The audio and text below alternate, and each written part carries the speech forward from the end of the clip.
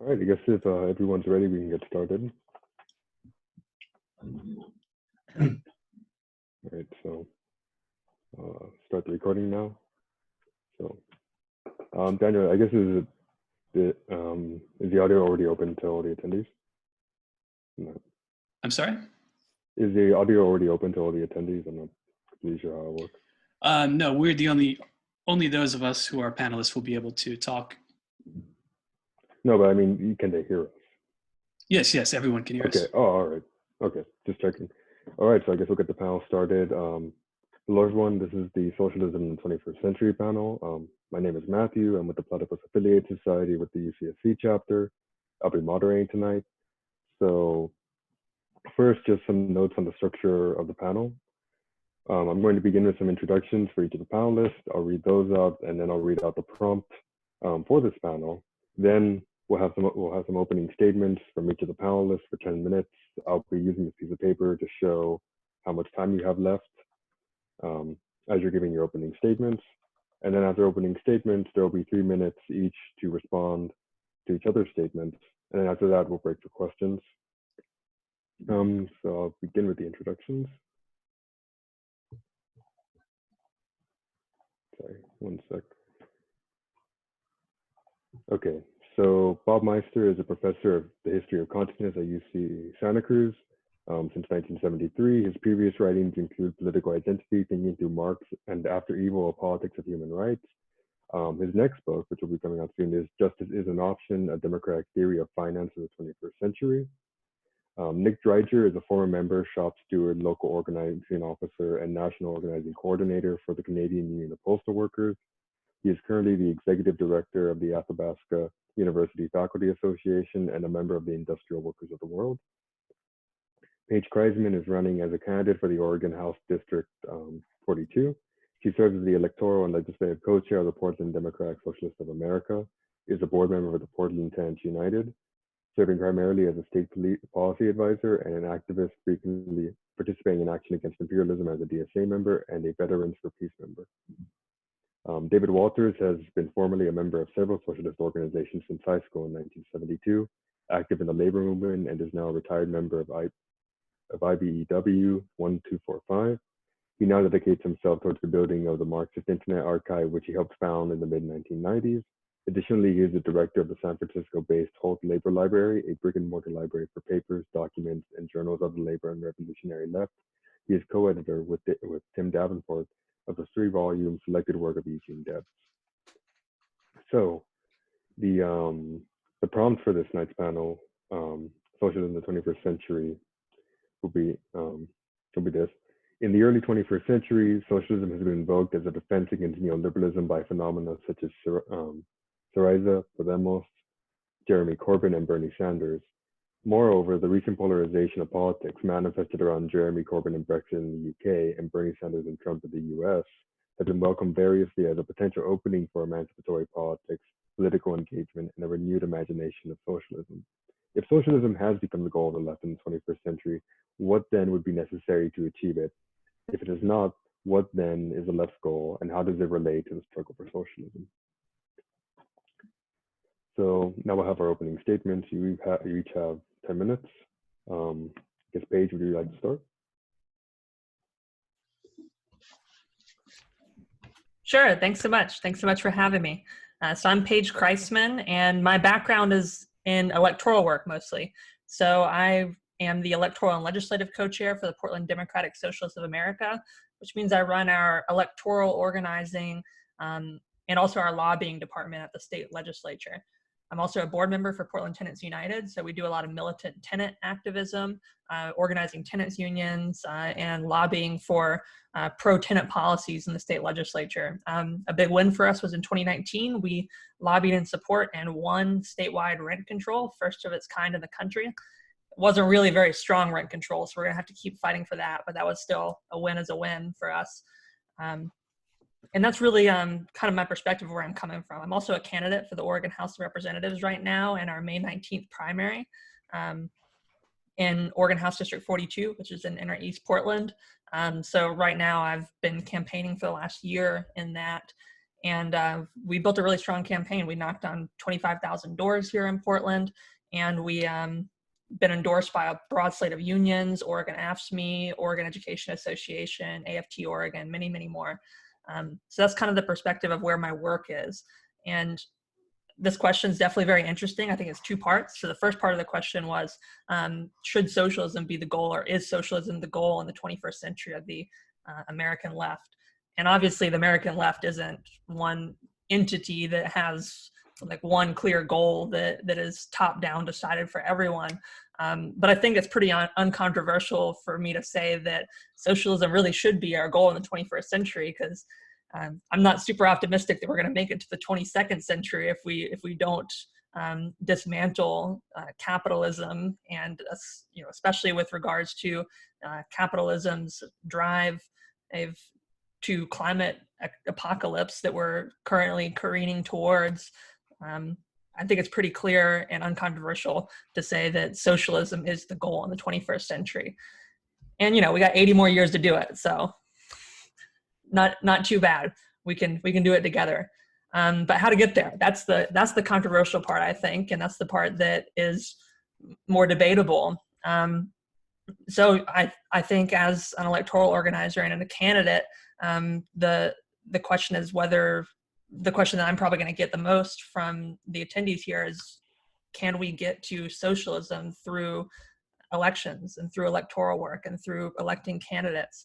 And socialism I define as a Marxist, as workers owning and democratically controlling the means of production. And means of production meaning anything that produces value under capitalism. So I believe workers produce all value. The means of production are how workers produce that value. A factory or a farm or a restaurant, anything that produces value under capitalism. And I believe that workers produce all value under capitalism, so workers should own those means of production and democratically control it. But is that achievable through electoralism? And I don't think so exclusively, but I think electoralism is a really important a key part of getting there. I think electoralism has to be a part of our strategy. I think electoralism is a tactic, not a strategy. So a tactic is just one part of our toolbox. It's just one tool in the kit. But I think it's one of the most important ones, because here in America, there's so many people in this country who have been trained and indoctrinated into believing that all politics happens in the electoral arena and all politics happens at the ballot box. It's something that Americans are taught at a really young age. And sorry I'm being so American-centric here. I know we have Canadian panelists. I'm just not going to speak to other countries. But anyway, but here in America, that's ingrained at a really young age in our education. And that's a challenge. It's a really big challenge for socialists, because a lot of us believe, anyway, I don't think it's controversial to say that most of us know that politics doesn't just happen at the ballot box. Politics happens in our workplace. Politics happens in our homes, in the patriarchal family structure that so many of us are forced to live in. Politics happens when we go to pay our rent if we're tenants. And there's political power structures out there that exist beyond the ballot box. So the big challenge is, how do we get the majority of Americans to care about the work we're doing outside of electoralism if they don't even know it's happening and they don't even know to look for it? And I think the way we do that is by engaging in electoral work, and then using that electoral work and using those electoral campaigns to support all the other work we're doing. So that's a real big philosophy I've put into practice in our state legislative campaign. So we're really trying to merge our union organizing with our electoral campaign. So we're really centering union issues, because I'm primarying an incumbent Democrat who just led the effort to cut public employee pensions. So that's really relevant for our race here. So we're centering union work, and not just in regard to our campaign, but trying to use the platform that I've brought people into to then transition that into other organizing. For example, directing people to union organizing clinics, gathering data too, because organizing is all about data. You gotta know who the people are. You gotta go to the people out there in your community and find out who they are and how to reach them. So asking people at the door when you go to Canvas, are you a member of a union? Would you like to be a member of the union? And if they say yes, collect all that data and then link them up to union organizers, and maybe even if they're in the same workplace, we can find out that too. So integrating that into our electoral campaigns is a way that we can have our work support one another. And then to scale that up on the national scale, we saw with the Bernie campaign, Bernie did that a little bit, right? Like he used his email list to turn out supporters to pickets and rallies for unions. But I think one of the key shortcomings of the Bernie campaign, and it definitely wasn't the Bernie campaign's fault, it was just I think, inherent in the situation that we are in here in 2020, is that the Bernie campaign didn't have a lot of a foundation in the electoral structure. So Democratic Socialists, or just even non-corporate funded progressives in this country, are not really present down ballot below, really below the presidency, of course, but we have a few in Congress, but below that, we don't have hardly anybody in state legislators. We don't have hardly anybody on city councils or school boards. We just have a handful scattered across the country. And I think that's something that is something we can attack in the short term. We can be running campaigns for school boards and city councils and state legislators. And that's something that we really, really failed to do in 2020, I think. There were hundreds of people running for Congress. Almost every single US House seat had some progressive AOC wannabe running for Congress on $25 in a Twitch live stream. And some of those people are really, really good candidates who are going to get 4% of the vote, who might have been able to win a school board race, who might have been able to win a city council race. And I think the left has gotten too caught up in the last couple of years with this like micro celebrity culture of everyone wanting to get famous and get Twitter followers, and not actually being grounded in the work that has material impacts on people's lives.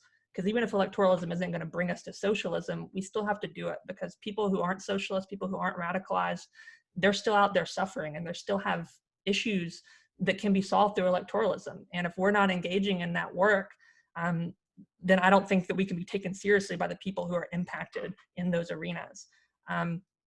So I think moving forward, we really need to expand our base. We have 4 years till the next presidential election. I don't think presidential elections in this country are really that important, because a Democratic Socialist president, I don't think is going to be able to do much, but it does have a big impact on the platform you can win. So the next 4 years, we have a chance to really go out there and make a big impact on local levels. And that's something I'd love to see people do in their DSA chapters, in their IWW chapters, in their Socialist Alternative, who I think is on the cutting edge of this. They've got a city council member in Seattle, Shama Sawant, elected. And those have proven to be able to reach regular working class people where they are, because regular working class people aren't coming to this forum. They're not coming to our reading groups. They're not coming to our movie watch clubs for, Boots Riley or whatever, because they don't care or they don't have time. And it's up to us to go to them. And where they're at right now is in electoralism, because that's where they think politics happens, and they don't know politics happens anywhere else. So it's up to us to show them differently, and to do it in a way that meets the needs of regular working class people.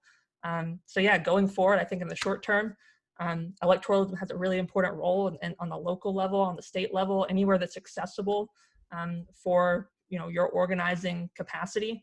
And then in the long term, I think electoralism has a role to play in building that mass movement. And I think at the end of it, we have to show people that we can't get to socialism through electoralism. I think you can't just tell people and berate people over the head with Marxist theory saying that it won't work. I think we have to demonstrate that, and that's ultimately going to culminate in the mass movement that we're going to need to actually bring about transformative change. That's it. I'm done, Matthew. All right, thank you. David, would you like to go next?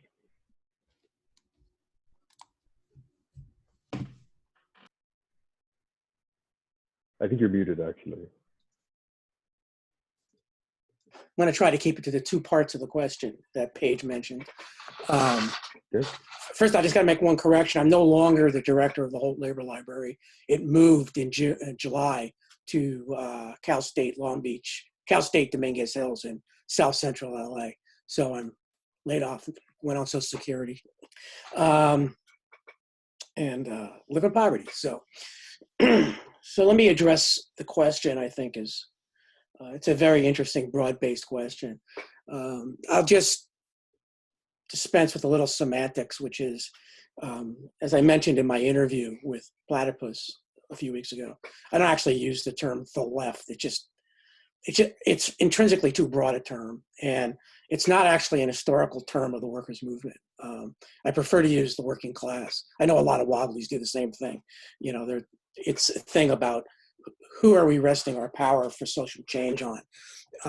Is it a already class conscious political people of no particular class, or is it the organized working class? And that's my upbringing in the United States as a socialist, is that, and to talk about it in class terms. And obviously everything's mixed up, so in terms of the terminology. You know, my current or my various political outlook is defined in England and Britain around Brexit, since it was brought up with Jeremy Corbyn and others, is I'm actually very supportive of Brexit, though that offends most liberal and civil society people, including a lot of my friends who were not part of the trade union movement in Britain, which is arguably a lot stronger there than it is in the United States. Just like I have support, or rather I have friends in France who feel the same way about the European Union, who do not see it as a progressive thing, but of course distance themselves from the far right, Le Pen in National Front in France, the various right-wing racist organizations in Britain. Part of that is because, and I think it's important to talk about via NAFTA in the United States and Mexico and Canada, the Canadian state, is I was very active in the San Francisco Labor Council opposing NAFTA. On the right, maybe Ross Perot was against NAFTA. It wasn't that much of an organized right-wing opposition to NAFTA, but we saw NAFTA, the organization of NAFTA in mid-1990s, as a direct attack on the working class, first of all, of Mexican working class, who we worked with very closely, and peasant organizations. Second of all, the Canadian working class, and pan-Canadian working class, and the US working class. Since Trump, the right wing has sort of tried to own that issue of globalization and being against globalization. But if you look historically, at least going back to the battle against the European Union from the 1970s, it was only the left. By that I mean the socialist movement, which was mass-based in Europe at the time, and the trade union movement, which was even more powerful in Europe then than it is today, as the force by which to fight the European Union. And Jeremy Corbyn spoke out dozens of times to mass audiences against the European Union and against remaining in the European Union. Now that he's head of the Labour Party, he's had this change his tune a little bit, basically silencing himself on the issue altogether. Highly unfortunate, because if he was consistent, he could have had the Labour Party, which is a trade union-based political party, organically tied to the trade unions, to actually lead a fight to get Britain out of Brexit. About 30% of Jeremy Corbyn's program cannot be implemented because Britain is part of the European Union. It also would have the interesting effect of Scotland having an independence referendum, joining the European Union and breaking up the United Kingdom, but that's another issue. Being an old supporter of the Irish Republican movement, I'm partial to seeing Britain broken up completely. Anyway, but you do see how working class people in the United States, in Mexico, if you look, around Canada, and in lots of parts of the world, oppose the neoliberal agenda. I just use globalization because that's kind of, since Seattle, that was kind of like the way things went. And it was globalization as a tool by the imperialist ruling class to beat back and privatize industries and social services through structural adjustment programs, which we saw all over the world. Really horrendous things. The breaking up of the small farmers plots in Mexico under NAFTA hardly is ever talked about, is what caused the migration of a large part of the Mexican peasantry. Half the state of Michoacan lives in my state of California. half the entire state's population moved here because the NAFTA destroyed their positions. We don't have anybody that much articulating that position. When you start saying that, you get shoehorned into this, oh, so you support Trump. Not likely.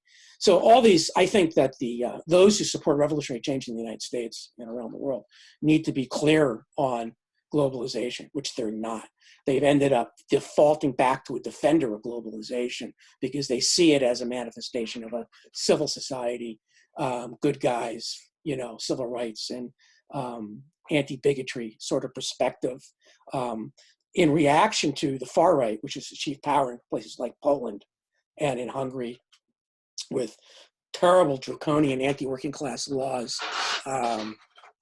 In Hungary, they tried to make it a law that you can't refuse overtime, nor can you be paid for it. I mean, it's really, really bad. It takes the IWW's focus on wage slavery to a new level of wage slavery and a new definition. That's what's heading toward the United States. So I believe that, is one of the perspectives that Lenin wrote about and what is to be done, not the party aspect of it, but what the party should be doing is the development, simply put, of class consciousness. The development of workers acting as workers needs to be done. I think a big part of that, though, of that perspective is the opposite of what you heard from Paige tonight, which is not having, I don't call it electoralism. I call it an electoral perspective, which I actually do support. But I think it means that we have to reject the idea that the Democratic Party is any sort of an arena for reformed social democratic minded politics to revolutionary socialist politics. I mean, I agree with Paige. One of the most things I agree with Paige most about, and perhaps this is better for the rebuttal, but I would rather say that her focus on the practical aspects of uniting with actual working class struggles is very important. I just think that those who do that should be leading people out of the Democratic Party and not into the Democratic Party. That's my personal perspective, and I represent only myself in saying that. But I know this is a major area of discussion inside the DSA today, especially after Bernie got stomped by the Democrats in a much worse way, actually, than what happened in 2016 by the establishment DNC Democrats. I mean, I'm a big fan of Nick Bana from the People's Party movement, who it used to be on the inside of the Bernie Sanders campaign as part of the Democratic Party and really exposed how rotten the Democrats are. I just personally believe that it's a waste of time trying to do this within the Democratic Party. The failure in 2018 of more than the 3 people who got elected or 4 people who got elected who say they're democratic socialists, I think points more in the direction it's going to go, not away from the direction it's been in terms of the lack of a progressive entity inside the largest imperialist party in the world today. And I think that revolutionaries got to make that connection between those real practical struggles like tenant organizing. San Francisco, I've done anti-gentrification organizing, and it's the same thing. We look at who's betraying us. And it's actually people who call themselves progressive Democrats who work through a myriad forces of NGOs and nonprofits who, devoid of the question of the class question and focus in lobbying all the constituent organizations of the Democratic Party, often against people's organizing, against workers' organizing, that is independent of the party structure in California, the John Burton Brown machine that runs the Democratic Party in California. Our historic task is to develop a political organization of the working class, and I can't see that doing it inside the working class. I mean, inside the Democratic Party, I can only see it through people organizing outside of it. That's it. All right, thanks. Are you? Nick, you go next.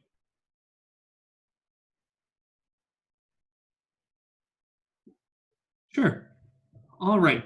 So as the lone ultra-left or whatever on this panel, it's probably left to me to be a pain in the ass and ask some hard questions about the basic framing of the issue.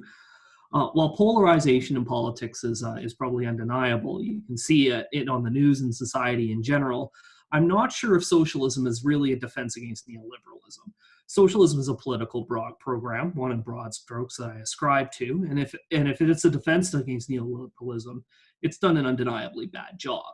I think what it aspires to, and I'm speaking as a socialist of sorts here, is to be a competitive vision of the new society from neoliberalism, and it does an all right job on that. But then we also have the next part is that if socialism has become the goal of the 21st century, what then would be necessary to achieve it? And the first part on the opening part of the paragraph and the second part say two different things. Radical social democracy has failed to take on neoliberalism. It has not presented any real defense. But I doubt that that was ever the point of it. Social democracy, at least in the 20th century, was a solution to struggle and social strife, not a vehicle for it. Scandinavian tripartite arrangements, labor's ability to bring people from marginalized communities into a government coalition isn't a challenge to capitalized power, it's a way of managing it. Social democracy is a radical social force. It has been in the rearview mirror for generations. We aren't Lenin debating Kautsky here. We're discussing very developed social democratic organizations. SYRIZA was split relatively quickly after taking office. Sanders and Corbyn's campaigns failed. Podemos is in decline. But I don't just want to talk here about the ways that they have failed to take it on. I actually think that the real dangers are in examples like in the Alberta NDP, where they managed to actually win government and actually govern. I think that that's actually where the really telling problems are, and the things that really point to a better way forward also are. Everyone loves the socialist governments that could have been but never happened. That's where all the Stalinists snark about actually existing socialism has a point.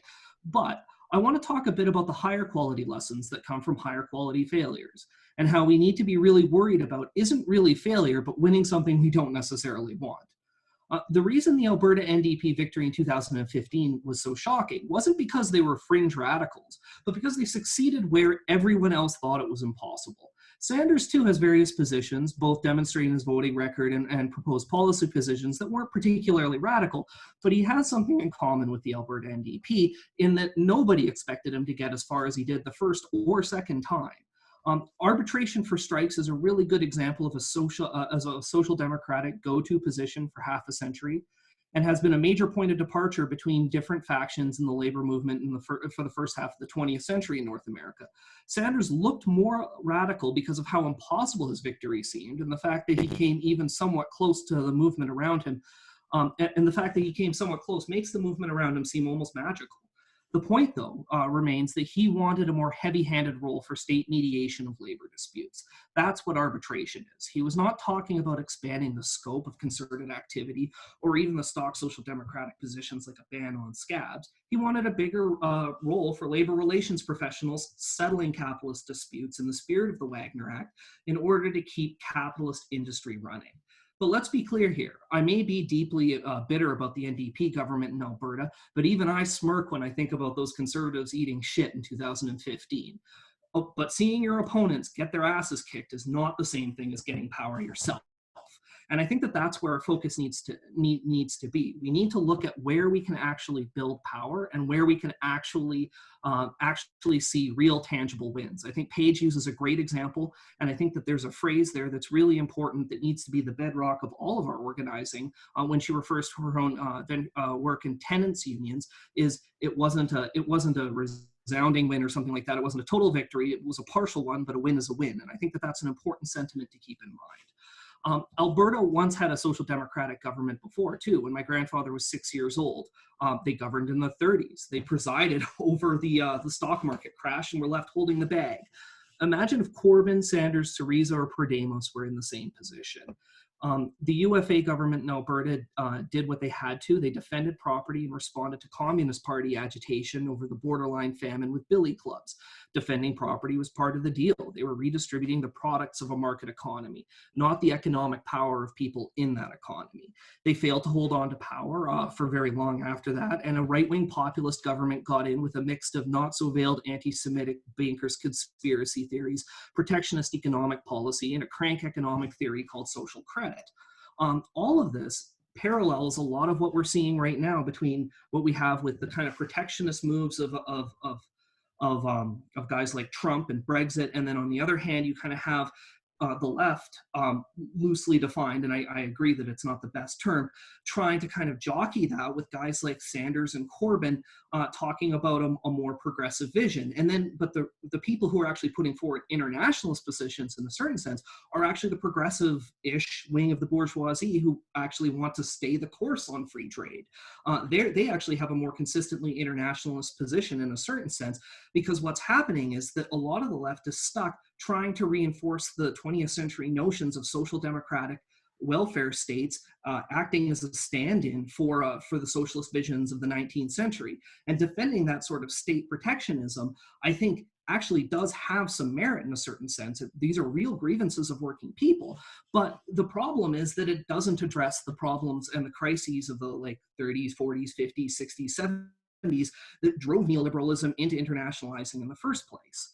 Socialism is good at pointing out what people are, pointing out that people who are responsible for the situation have names and addresses. It's also good at presenting policy in ideal terms, which is very important, before it gets into the meat grinder with how actual legislation is crafted.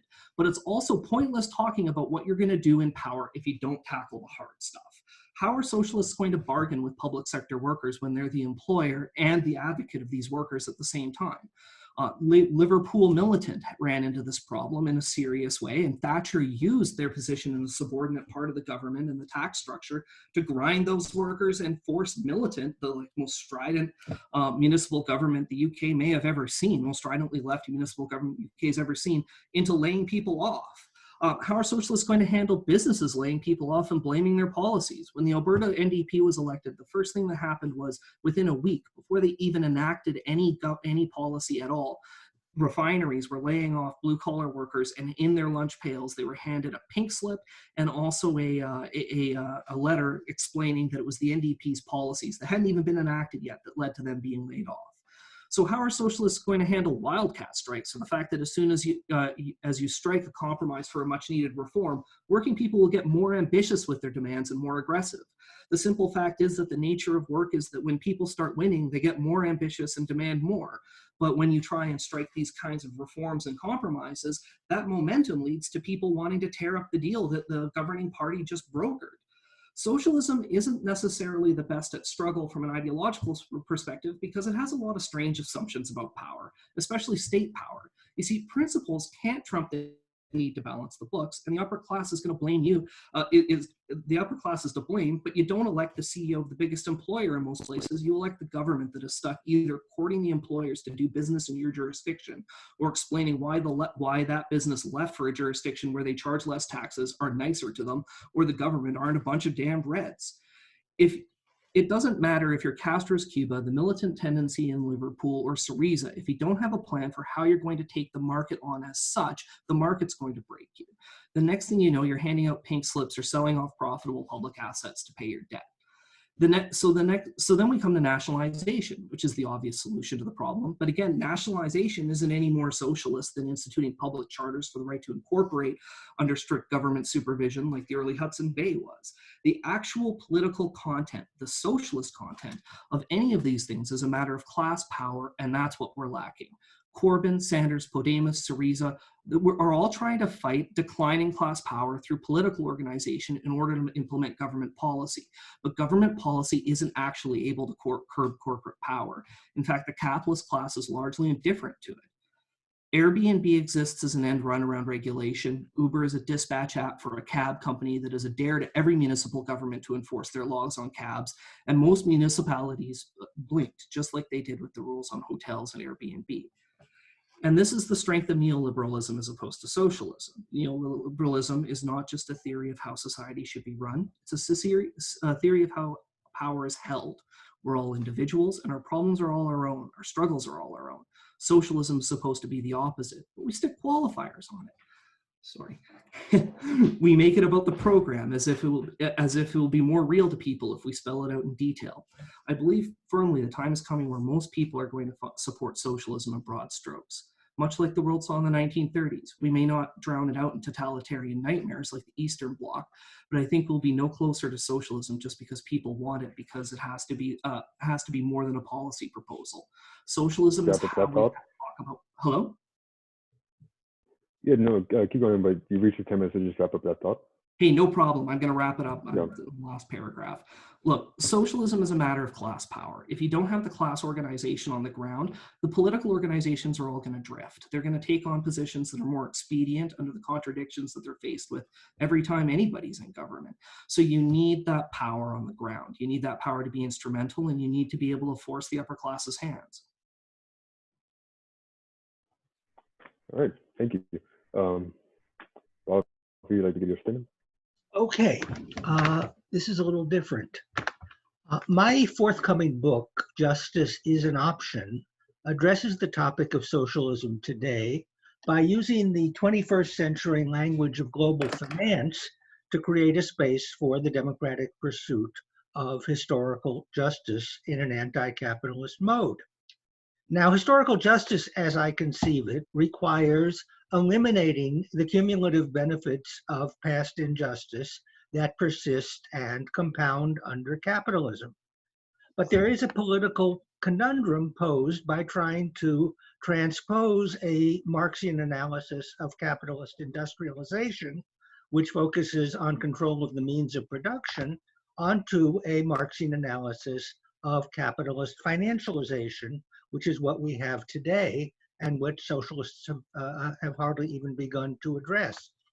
So my book, the problem basically is that if wealth consists of investments in machinery and raw materials, these still have use value as means of production, even when they lose their role as vehicles of capitalist accumulation.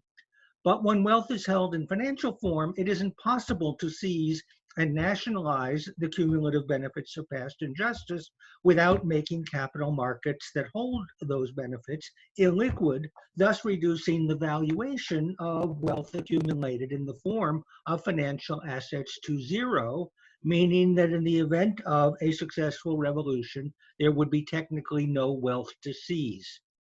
Now,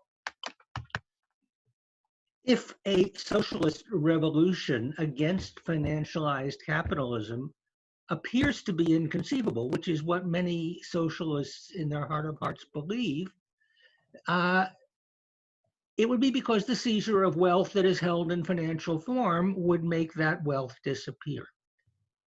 My book addresses this problem directly by reading the foremost contemporary writers in financial macroeconomics in much the way that Marx himself read the foremost time on the question of how value is produced by employing labor power.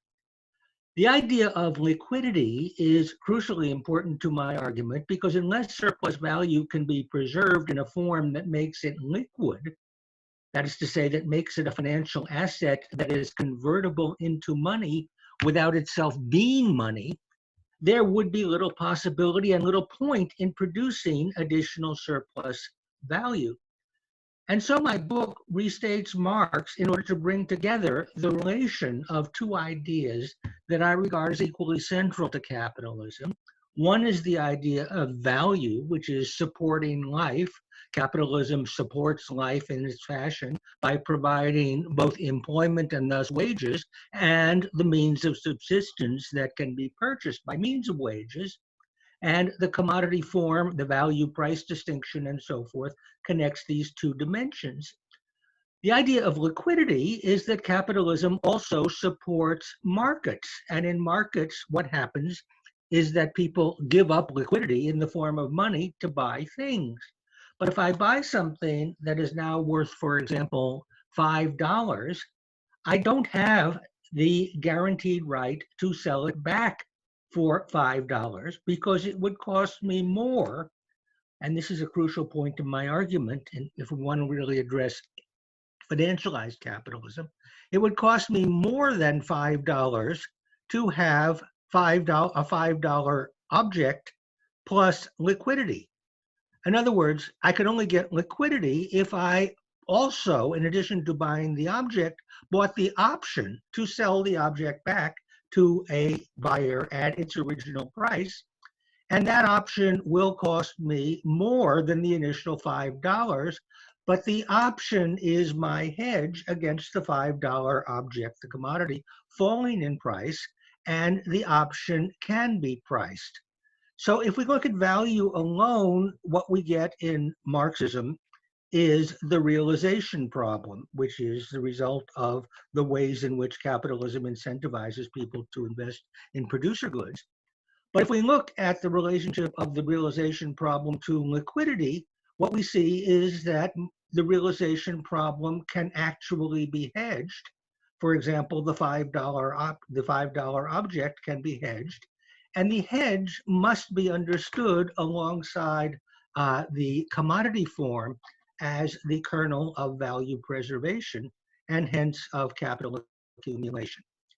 So this is the Marxist foundation of my argument, and the time has come to articulate it more fully. What is the relationship between value and liquidity?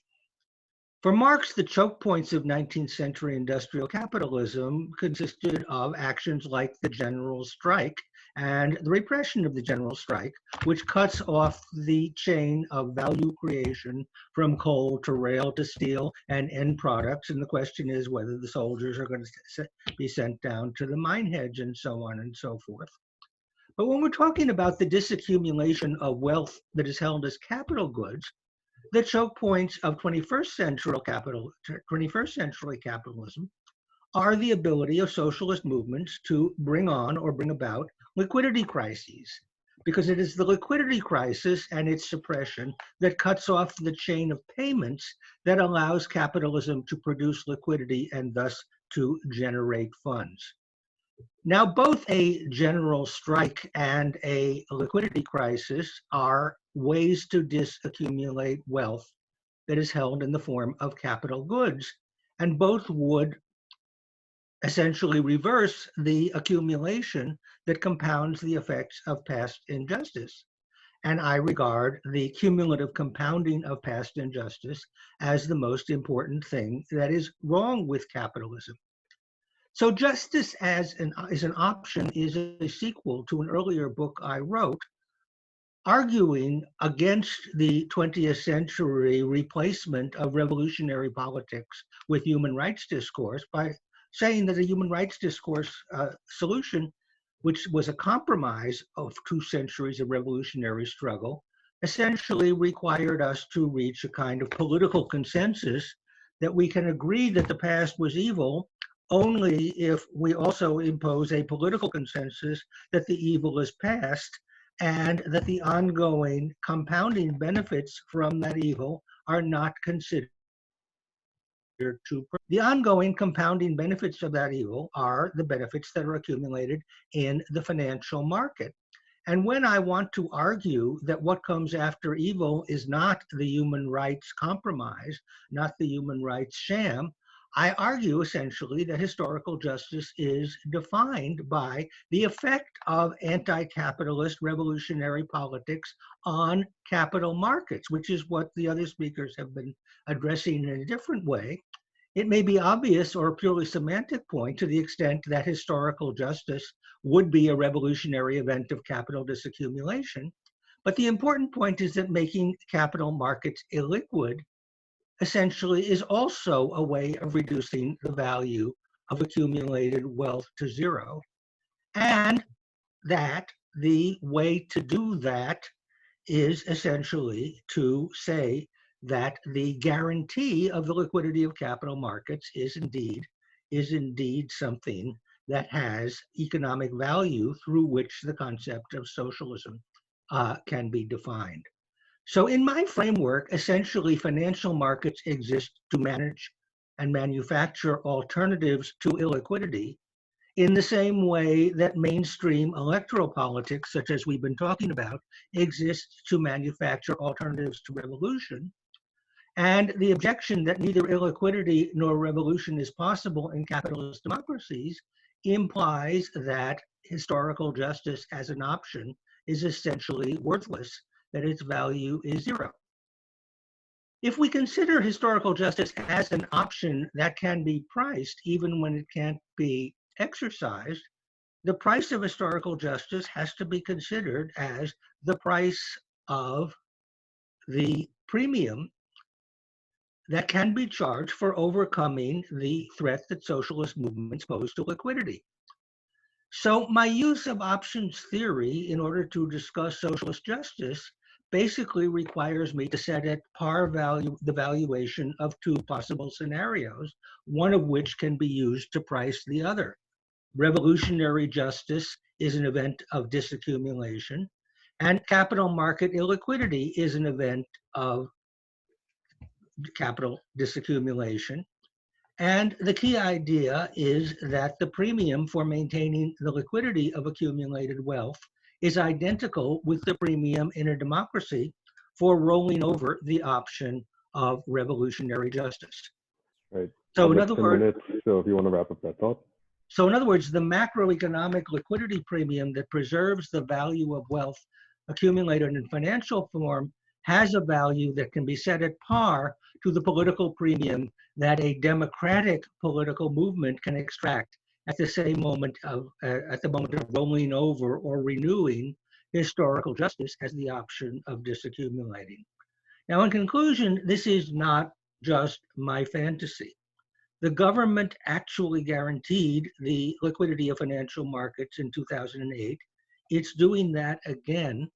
And 5 Nobel Prize winning macroeconomists in different articles calculated the liquidity, the price of the liquidity guarantee that the US government provided to global capital markets as $13 trillion as of 2008.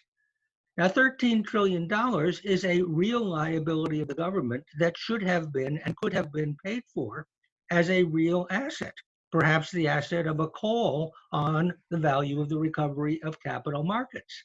And the value of the recovery of capital markets, and this is again happening as we speak, the value of the recovery of capital markets is the price that democratic politics can extract for allowing the accumulation of the benefits of past injustice to continue to run. Essentially, it is a way of harvesting the accumulated benefits of past injustice. So in my view, the apparent resiliency of today's financialized version of capitalism is based on its ability to benefit from the volatility created by anti-capitalist or non-capitalist movements such as ours. And our movement, and this is what my book is really about, need to find a way to harvest the liquidity premium that is already being harvested as a result of our success, and even more so as a result of exaggerated our success. The underlying trope of finance, as I read it. I think in the interest of time, we need to move on. Okay. Okay. So we're going to be moving into your responses. You have 3 minutes each. But before that, I'd like to remind the audience that we do have a Q&A box open where you can post your questions during the responses. Any questions that you've had so far, any questions that you might come up with while the panelists are giving their responses. And then once we get to the Q&A section, we'll start working through those questions. But for now, we'll start with the responses. I guess we'll use the same order. So Paige, if you'd like to give your response.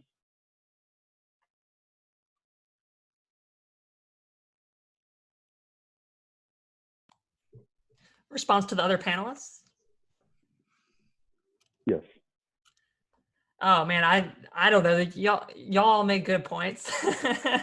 I think it's all very interesting. Y'all provided some very different perspectives. You know, I actually agreed with the few of you who had some minor disagreements with what I said. I think I might actually be in a little bit of agreement with you too. You know, like the idea that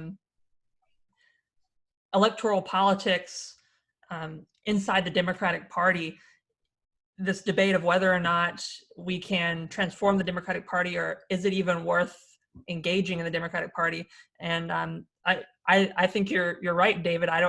It's probably not worth it. Like, we definitely can't transform the Democratic Party into a socialist party. The Democratic Party is always going to be a capitalist, imperialist party, and it's always going to be hostile to even moderate social democrats like Bernie Sanders. The only reason I think it's worth engaging is just because in this very moment of time, that's where all the people are. So I do agree that when we do engage in the Democratic Party, it should be to lead people out of the Democratic Party and to build something better, to build a better political machine, whether that's our own left party or whether it's some other structure outside of that. And I think that starts by building our base from the bottom up, engaging in these Democratic Party politics at the local level, not just running candidates, but going to like Democratic Party county meetings. So this is like where all the power of a lot of our class enemies are. So our class enemies, they have these Democratic Party central committee meetings at the county level where there's maybe like here in Multnomah County, we have maybe 300,000 registered Democrats here in the county, and there's maybe 50 people at these meetings. Democratic Socialists, we can get together 55 people and go into there as registered Democrats and have a voting majority. And those are the people that control the money in the Democratic Party. We could take over all their officer positions. We could recall their officers. That's where they transfer all the money around to different candidates, and we can just gunk up their machine. There's so much opportunity there at the local level to engage in that type of class struggle. We could do a one-time bank transfer of all the money in the bank account of the county Democratic Party to like the Democratic Socialists of America local chapter. That'd be totally legal because we're registered Democrats. We did it democratically. We went on there and we voted. So there's a big missed opportunity there, I think. But yeah, all the work inside the Democratic Party, I agree, should be to overcome that and build something better, and really quickly too, because we don't have a lot of time in this country to figure this out. All right, thank you. David?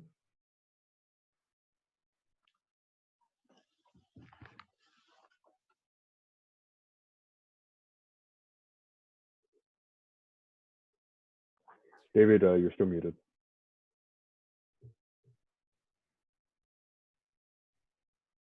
There we go. I got it. Okay. Yep. I thought Nick's thing was pretty profound. I mean, I don't really have that many disagreements with him on this. And I'm going to prefer, at least right now, I'm going to respond to Nick and not to Paige, though I really appreciate her on-point comments in response to some of the questions that I had raised.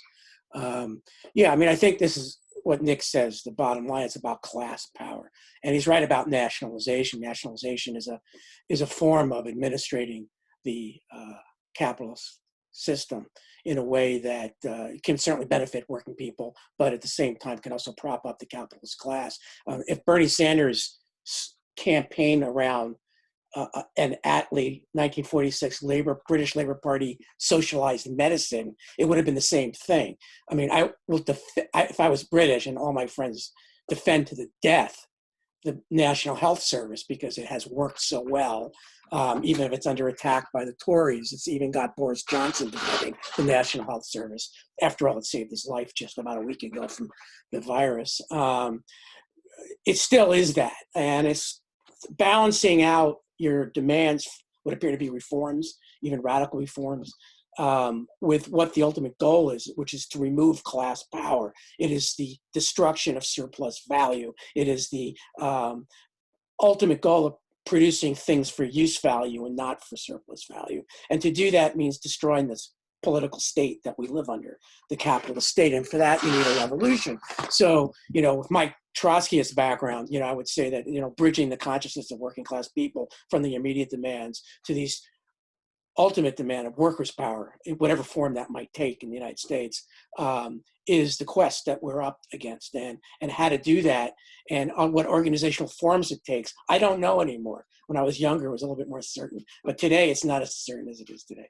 But I will just end with the great slogan that I sometimes pen my political emails to, another riff from the IWW, which is, agitate, educate, and organize. I'm just not as clear as how to do that as much anymore as I used to be in terms of, should a union, should it be a party? It's a little bit harder for me to validate that. Although you can read the interview in Platypus that should be coming out in a month or so with me on that.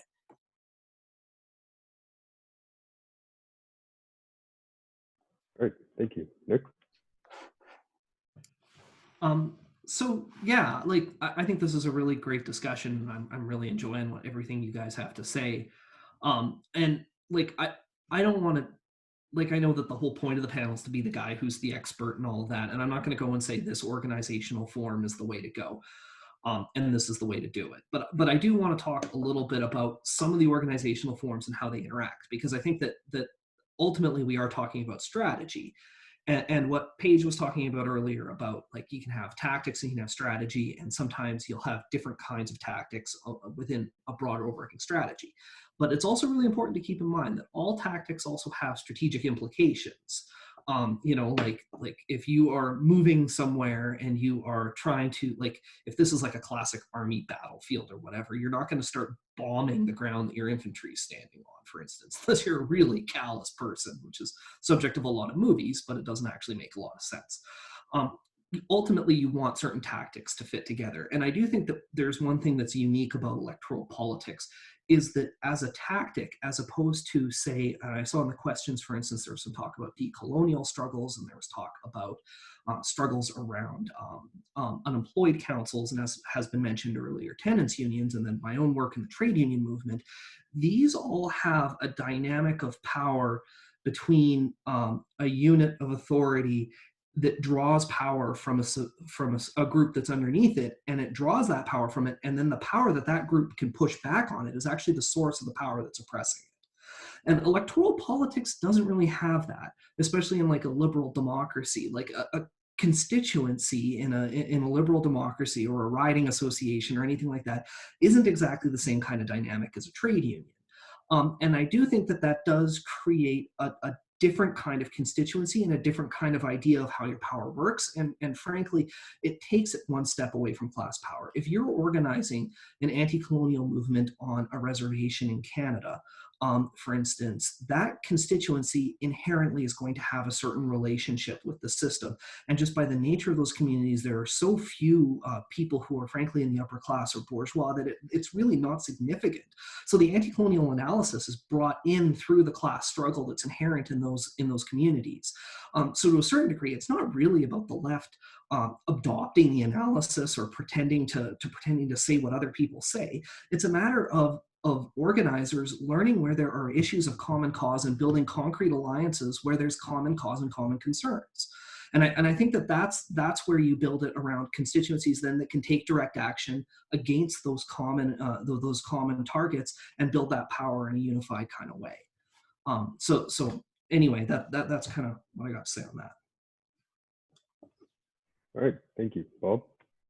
Okay, well, I think Nick posed a question that gets to the heart of common ground that we all have, which is, imagine if SYRIZA and Podemos and Sanders and Corbyn were all in power and the market crashed. It's easy to imagine.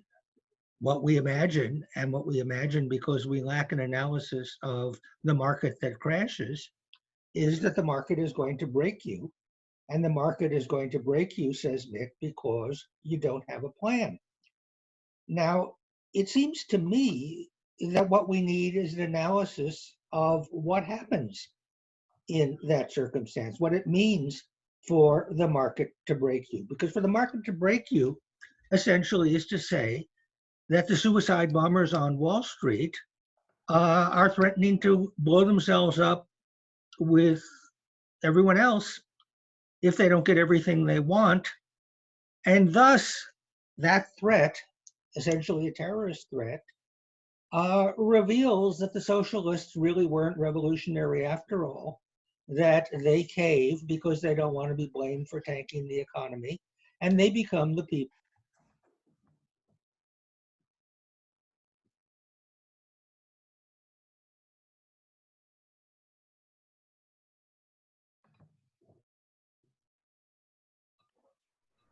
Okay, I think Bob is cut out here right now. I'm not sure if it's a problem with As not really. Oh, never mind. Pardon? Did you say something? Am I You cut out. You kind of lagged for a second, but you're back now. Oh, I'm back on. Okay. Yeah. I think what we need to understand, we need to have not merely a plan, we need to have an analysis of the way in which our politics works by creating credible threats of illiquidity. And we need to develop strategies that allow us to benefit from those threats that we create. and find ways in which, in the tradition of Marx and Engels, capitalism begins to fund once again its own gravediggers. In other words, this is the relationship between an analysis of capitalism itself, which is now financial, and a democratic socialist politics, which can't simply be based on an analysis of a capitalism that is primarily industrial. That's what I think. Right. Well, thank you all for your comments. We will now begin the Q&A session. Just a reminder to the audience, we do have a Q&A box where you can put your questions in and we'll start working through them. So, begin with the first question from Theodore. What role will unemployed counselors play in advancing our agenda over the next 2 years? Yeah, okay, so what role will unemployed counselors play in advancing our agenda over the next 2 years?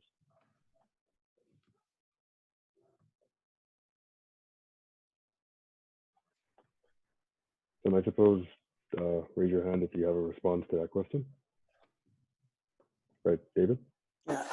What unemployed councils? I mean, you might ask what workers' councilors, the Soviets, or Revolutionary Party for that matter, will play. I mean, I think if you're asking what in the next 2 years, I think the tasks of integrating the unemployed into working class struggles is profound. We've seen that in anti-gentrification movements tremendously, but who are a large number of the tenants that we've worked with are unemployed. They're not organized as unemployed. I don't know anywhere where that is the case. So maybe someone else here does have an answer to that more specifically. I would hope they play a big role if they existed. Come on, Nick. I mean, so like with unemployed councils, the thing is you got to build them if they're going to be a political force. So first off, if you're unemployed, start finding other ways to talk to other people who are unemployed. And then I'm going to give you really stock organizer advice, which is don't just talk to the people who share your politics who are unemployed. Don't just talk to people who live in the hip lefty neighborhoods who are unemployed, and really listen to what the other people who are unemployed have as far as problems, and then start building struggles around it. Identify targets. Maybe the welfare offices are where you want to start putting some pressure in order to make sure benefits checks are coming in right. Maybe you want to start enforcing some maybe certain businesses are really scamming people who are unemployed, that kind of thing. Pick some targets, do some casework, build a base. Then you start mobilizing. But again, these things don't fall from the sky. They're not something you're going to politically theorize into existence. You've got to build lists, you've got to build the constituency, and then you've got to build power.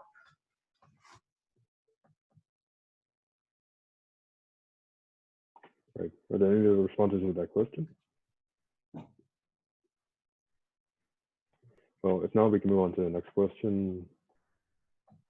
This one is from Audrey. It says, and it's directed at Paige. In your interview in Jacobin with Macon Day, you said that communism is mostly a theoretical pursuit and that socialism is what we ought to strive for today. How do you think of socialism in relationship to the Marxian idea of the dictatorship of the proletariat?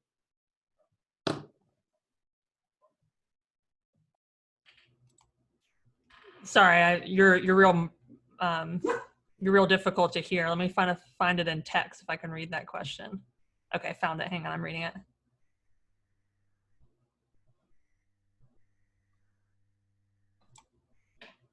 Yeah, so I guess I think the dictatorship of the proletariat is a socialist concept, not necessarily a communist one, because when Lenin wrote about the dictatorship of the proletariat, it was the body in which we moved from socialism to communism. The dictatorship of the proletariat was the proletariat being the working class plus all the other arms of working class people, like the unemployed, like the disabled, controlling the state apparatus and using it to oppress the bourgeoisie out of existence, theoretically getting us to a classless, stateless society. And then that was the role of the dictatorship of the proletariat. So when I say, like in Jacobin, when I was just talking about communism as being theoretical, I I just look at practically what I think I can achieve, or what I think we can achieve in my lifetime. Like, I'm 24 right now. You know, if I live to be 70, which, you know, that I'll be real pleased if I make it to 70. But if I live to like average death age in this country, is it realistic that we're going to get to communism? Is it realistic to go out and talk to working class people about communism? And I think probably not. I would love to, but I think it's more important that we sell socialism first to working class people, and try to get to socialism first before we start getting into what I think is a very academic, theoretical concept that most people just don't care about. Because that's ultimately my top priority, is going out and interfacing with people who don't care about politics and make them care, or convince them to care. All right. Do you have any other responses to that question, or from any of the panelists? All right, then move on to the next question. This is from William. This is for all the panelists. He's asking, what is your perspective on New Deal style welfare reforms? Are these reforms on the left of capitalist politics? Can the state play an emancipatory role in capitalism? So, any responses? David? No, cannot, in reverse order, cannot play an emancipatory role. You're not defining what emancipation is. If it's socialism or workers' power, a workers' government, a society organized around heading toward communism, is heading toward socialism, then the capital state obviously can't be, because the whole prerequisite for that would be the overthrow of the capital state. So that would be no. To the first part of the question, which is more practical, in other words, Bernie Sanders' campaign, which is sort of like an updated New Deal kind of program. Yeah, I'd like to see every one of those things implemented. There are independent labor campaigns for single payer, for example. There's right to an education campaign. There's a lot of things that would be great to struggle around, and in some cases are struggling around.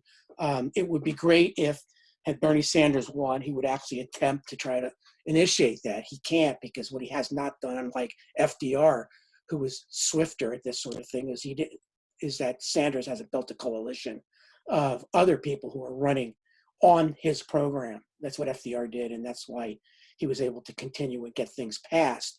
You know, my vision of Sanders as being president is that he'd be forced to resign in the first year and a half because nobody would support his politics in Congress. But I'd like to see a lot of independent working class struggles, so long as they're not forced into the electoral arena. I think that it's very important. You know, when I was organizing again at the local community college against the tuition hikes 10 years ago here in California, that was, some of you remember, it's a really big thing. I had some Salvadorian women who were diehard Republicans who got very radicalized under the struggle. They had voted for McCain, and then 3 months later they were calling themselves socialists. So, you know, definitely what Nick says about, in the other question about organizing with people who don't agree with you is so important. And that includes organizing around a social democratic kind of issues platform that the questionnaire had asked. All right, Nick. I think you should take them and then claim credit for them and then demand more as far as reforms. But the simple fact is, don't pretend that those reforms, like, there's this weird conception that the way left-wing reforms happen is that you elect people and then they enact policy and then they pass this policy and then it happens. What actually happens is, like, look at healthcare in Canada, for instance, which is a big struggle in the US, and what you guys are looking to. We didn't get it because we elected a left-wing government. The CCF passed it first in Saskatchewan. They got elected on the back of a massacre and a miners' strike, and then basically the population and total revulsion elected in these socialists in widespread support for these miners who'd gotten shot. And then the socialists passed that policy, and then they had to actually crush a doctor's strike to keep the socialist medicine in, because the doctors were all running small businesses and running their grift.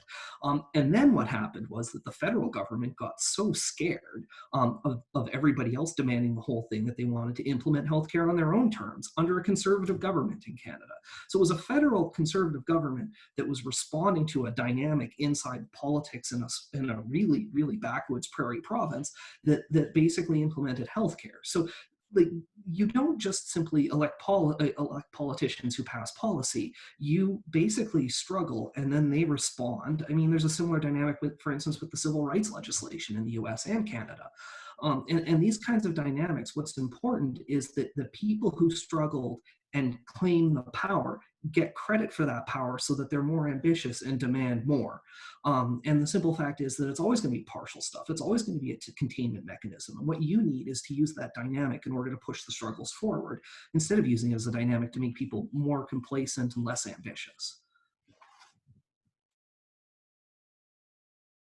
All right, Bob, did you have your hand up? Yeah, I did. Yeah. I'm probably on the same page as everyone else here.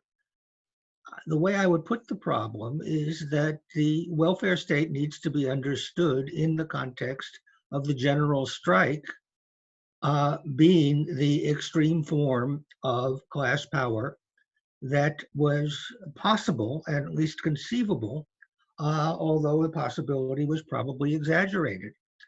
And a general strike would have been an event of capital disaccumulation, which is what a revolution would amount to. What happens if there's capital disaccumulation? State power is invoked to repress the general strike. And then we see to what extent the working class supports the use of class power to suppress the general strike in order to maintain the liquidity of capital markets. Now, the place where I differ slightly, because I think that this is important, is that I regard the welfare state as the price of rolling over the option of revolution. And it was a high price. It was, in some countries in Northern Europe, 30 to 40% of GDP.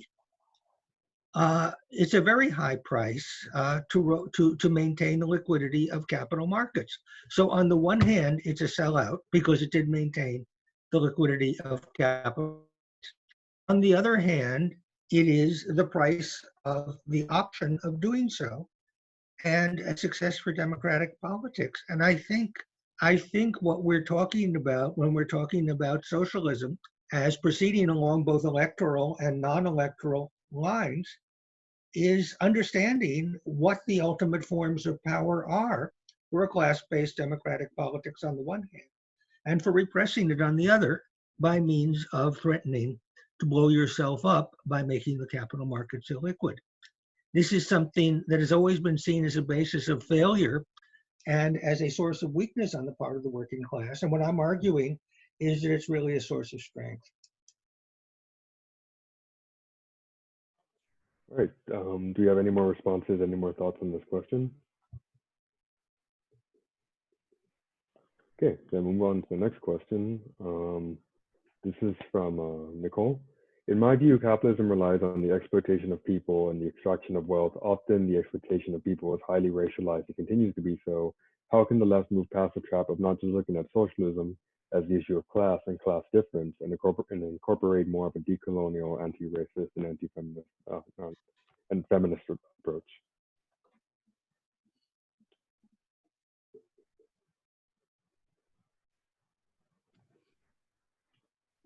Yeah, Nick? I think the real way forward for that is for the leadership in the socialist movement to be people from those struggles, and those struggles need to be built and supported and developed in order to have that political power that they need to win. And I think that when that happens, those people will have basically real institutional power, and then it's not just a matter of changing people's minds. People's minds will frankly have to wrap their heads around and deal with that actual institutional power. For instance, pipeline protests in Canada have been tremendously powerful, and there's a tremendous anti-colonial and feminist lens that stuff has to be seen through in order to have any understanding of what's going on in the reserves in Canada. But the simple fact is that all the accumulated baggage and bullshit that we all have in our heads. It's going to keep dragging. But the simple fact is that we have to actually deal with the people who have this power. They're basically tying up one of the most valuable commodities in the country. And it means that they hold in their hand real cards and real power. And it's not a matter of leftists playing nice or thinking the right things. The simple fact is even some of the biggest, most powerful corporations in the country are going and very humbly starting to ask permission to do what they will on that land. And I think that that dynamic is what will actually change things. I don't think that that a matter of simply changing your policy perspectives or your ideology is really going to do it. It's the real material forces at work, and I think that the people involved in these struggles have a tremendous amount of power when they do choose to exercise it. Yes, Paige. I think it's really important that we have to recognize that none of these power structures exist in a vacuum. So capitalism doesn't exist in its vacuum alone. It interacts with other power structures and supports other power structures and is supported by those other power structures, like white supremacy, like colonialism, like imperialism, and cis heteropatriarchy. So if we're going to dismantle capitalism without dismantling all those other ones, we're setting up ourselves for failure, because in my opinion, it's just not possible. And I think we do that by attacking the material manifestations of those power structures. So a really, really good example that I always use for this in the US is the prison industrial complex. So the prison industrial complex in the US, I'm sure everyone knows, is massive. There's more people in prison in the US right now than at any other time in any other country in all of human history, both by number of people imprisoned and by per capita. So this is absolutely a monstrous beast. And it was created from a couple of different power structures. So if historically, it was created as a pillar of white supremacy to transition, especially in the South, to keep that slave labor from slave ownership to forced labor in prisons. But then now, as we progressed into the modern era, it's capitalism came in to support that power structure, because now we have private prisons. Now we have that labor getting outsourced to private corporations. Now we have investors owning stocks in these big private prisons. And it's become part of the greater capitalist economy. And then capitalists who, maybe aren't racist or don't consider themselves racist, like a lot of a white investment banker is now incentivized to defend this very racist power structure because they have a financial incentive to. And then also the prison industrial complex has been tied into colonialism. There's all these encroachments on native nations' lands, have the police state cracking down on them on a much harsher level than white supremacists marching on state capitol buildings with rifles. And it's a part of cis heteropatriarchy. For example, trans women in this country, 1 in 4 trans women have been imprisoned in this country in their lifetimes, and half of all trans women of color. And when trans women are imprisoned in men's jails and prisons. So there's it's an extra punishment just for existing as a trans person in this country, to be sentenced to being raped in men's jails and prisons, because that's really what the sentence is, for any crime or not a crime at all, just getting arrested. So you have to attack the material manifestations and identify those material manifestations, and go after them, because that's how we chip away and dismantle these power structures, not through like interpersonal bigotry, because like the liberal side of dealing with these power structures is to look at it from a interpersonal bigotry perspective of, if we can just convince bigots to not be bigots, then racism and misogyny will go away. But it's the real power is where we have a chance to make meaningful change. It's not just one person saying mean racist things, but it's someone that holds power, doing things that materially impact the lives of racial minorities, gender minorities, sexual or religious minorities. That's where the difference in dismantling these power structures come from versus the liberal view of these, the liberal LGBT movement, or the liberal view of, electing representatives from some movement, more trans drone pilots. I'm a trans woman, by the way. I don't think I even said that in my intro. That's why I'm talking about trans issues so much. And I was actually in the Army too. So this notion of like trans drone pilots it bothers me a lot. We're not going to reach trans liberation by having a bunch of trans people in the military now. It's ridiculous. And it just diverts real liberatory movements to dismantle like cis heteropatriarchy into supporting imperialism, So we really, really got to fight hard against that. And you cannot dismantle capitalism without dismantling imperialism, white supremacy, colonialism, cis heteropatriarchy, and all those other power structures that support it. All right. Do you have any other comments, responses to that question? Okay, so we'll move on to the next question. This one is from this one's quite long, but I'll see if I can get through it. This one is from Daniel. So Daniel is pointing out that Bob says that we are no longer in industrializing capitalism. For Marx, industrial capital was the contradiction between historically accumulated forces of production and the continued compulsion of labor time. Daniel says that if he's understanding it right, this inability of capital to invest itself provokes the turn to liquidity preference as a measure of hoarding and options. So how do we force liquidity? Will the Socialist Party force capital to invest itself, like Trump is forcing GM to produce ventilators and Tyson to produce bacon? In short, how would the Socialist Party leverage American imperialist capital at a global stage? Toward what end? It's a bit of a long one, but I guess, Paul, if you have a response to that?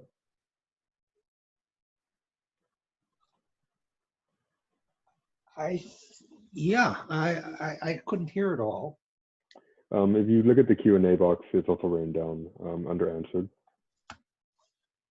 But it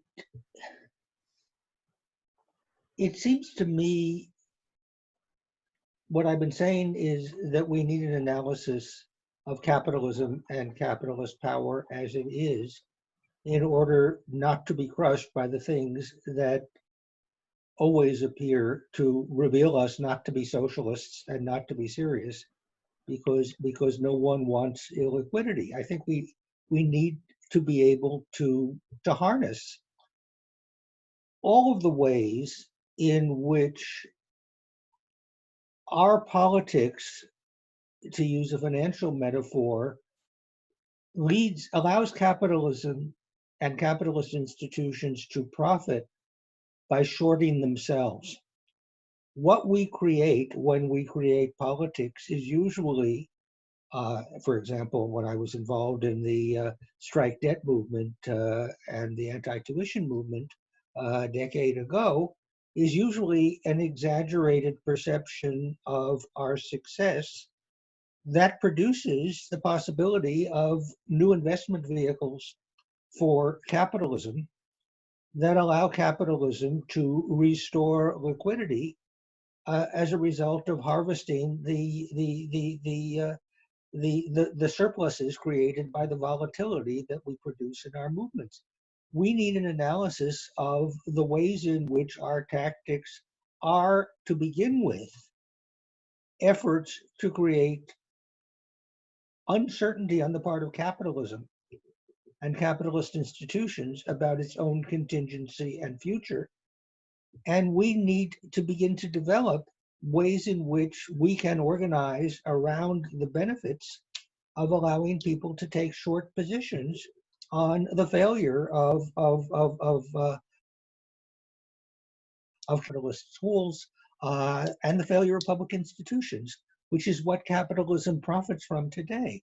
I think that, and I try to, it's silly for me to say read my book, but I see a lot of strategies around housing, around environmental issues, around welfare issues that involve self-organization and at the same time self-financing of social movements that essentially benefit from the ways in which they succeed in getting capitalist institutions to short themselves. And my view tactically is that that's the way to go. Right, thank you. I don't know if any of the other panelists might have also have a response or a comment on that. If not, we can go on to the next question. All right, so the next question is from Dylan. He asked, what should the role of mutual aid network? What should be the role of mutual aid networks, and how should they interact with other tactics? He gives the examples of unions, electoralism, etc.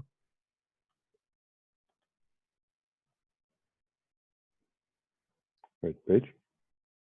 I think mutual aid networks can provide a really, really good role, especially in times of crisis, to both supporting all of our other work and having our other work support mutual aid networks. And we're definitely doing this here in Portland right now during the COVID-19 crisis. There is a really robust, I guess you would say like ultra-left anarchist type community here that does a lot of great mutual aid work. And they're doing a lot of really great mutual aid work now.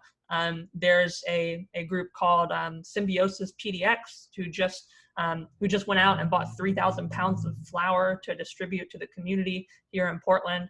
And as having an electoral platform here, most of my audience that is on my email list, on my text list, people who follow me on Twitter, they probably don't know what mutual aid is, and those are people that maybe people who support mutual aid, like people who are further left than me in the left, can't easily reach. And right now, it's really important that those mutual aid organizers reach the people who need those goods. So promoting those services to my audience is both really important in the practical sense of getting that flour to people who need to make food, but it also exposes those people to a type of politics that they've never seen before. And it allows us to reach people in a really quick way that those type of groups spent years before this crisis not ever reaching, and now all of a sudden we're in a crisis and they've got 3,000 pounds of flour and they're reaching so many people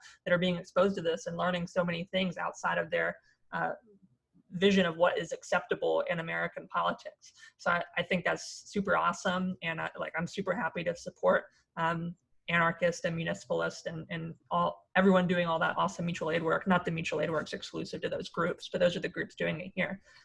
And I definitely encourage other people in maybe the social democrat or the Marxist side of the left to also look at that type of work not as antagonist to the other work that we do, but something that can be mutually supportive. Right, Nick, I think you had your hand up too. Yeah. So I just want to start by saying that Mutual Aid by Kropotkin is probably one of the books that has had the most profound effect on me. When I first read it the first time when I was in my early 20s, it really influenced the way I think. I think the guy is brilliant, and I do consider myself an anarchist of sorts. But I do think that we need to look critically at mutual aid groups and the idea of these mutual aid networks. I'm going to sound like a real jackass if I give people a hard time for helping each other out. The simple fact is that we're all in a tough situation here, and everybody who can help should be helping and hopefully is helping. But as far as a political solution to political problems, I don't know if it's actually a sort of political engagement that people aren't used to. The simple fact is that a lot of these mutual aid groups are basically self-selecting groups of radicals who then go into the community and help other people. But the simple fact is that basic model is actually not that different than evangelical churches that are self-selecting groups with an ideological program helping other people. And I think that the problem is that you need to look back to that dynamic of who is oppressing who, and the dynamic between those who are doing the oppressing and exploiting and those not. And you really do want to make sure that political solutions to the problem are grounded in a struggle against the political nature of the oppression people are in. Now, having said that, I don't want to go too hard on people helping people. That's something that very much needs to happen, but we do need to move beyond that and politicize it more than just simply an idea of socialism being sharing the resources that we have amongst ourselves, because it's just as much about what we don't have and have been deprived of as what we can share amongst ourselves. Right, David, did you have a comment? Yes. I mean, I don't disagree with Nick's reply on that. I think he's right. I've had a lot of negative experiences with mutual aid groups in the immigrant rights community, in the Black community, that end up simply telling the Democratic Party who's going to be on the next city council election. It falls into what you see with a lot of the NGOs and nonprofits that end up in a political structure that actually limits their ability to have aid when aid is handed out then by political cronies, and it happens. I was going to say, I mean, oddly, I've seen Black churches, Nick, that are phenomenal in mutual aid that are secular, basically, in their functioning. They're usually led by radical Pentecostal priests, of which there are many. Oddly, you would think. People like Waldemar Velasquez from the Farm Labor Organizing Committee has a 99.5% Catholic membership, but he's a Pentecostal minister. Mike Griffin from the Staley workers in the trade zone, in the class struggle zone in Indiana in the 90s is a Baptist minister. So there are some examples. Sometimes I trust people like that more than I would trust people on the left, given the actual street cred that they're able to develop in the real struggle.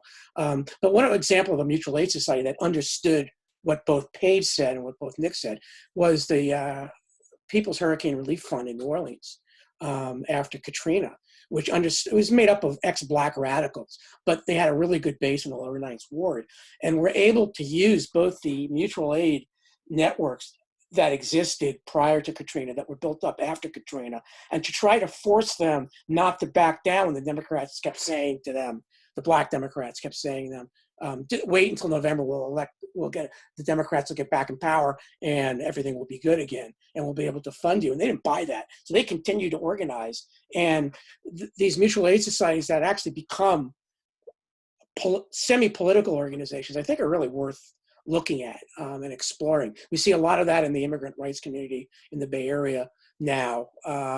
Historically, immigrant rights organizations would be sucked into the Democratic Party as soon as like Jerry Brown was going to run for governor. They almost disappeared so they can petition. We don't want that. We want, people are running soup kitchens and people are running distribution centers. We want to see them continue to do that actually, but do it as a way of being independent from the Democrats specifically, but independent from your class enemy. And that takes, pedagogical education.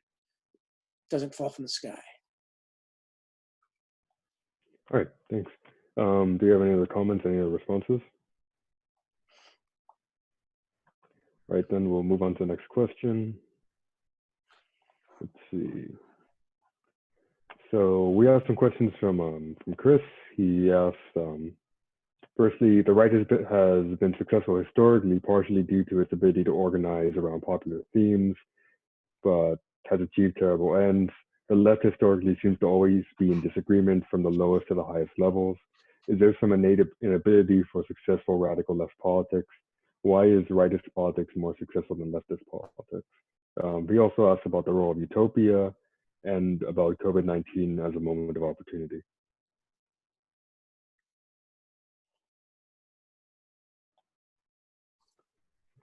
Yeah, David? I'm assuming Chris is talking about United States, because obviously in other countries that wasn't always the case.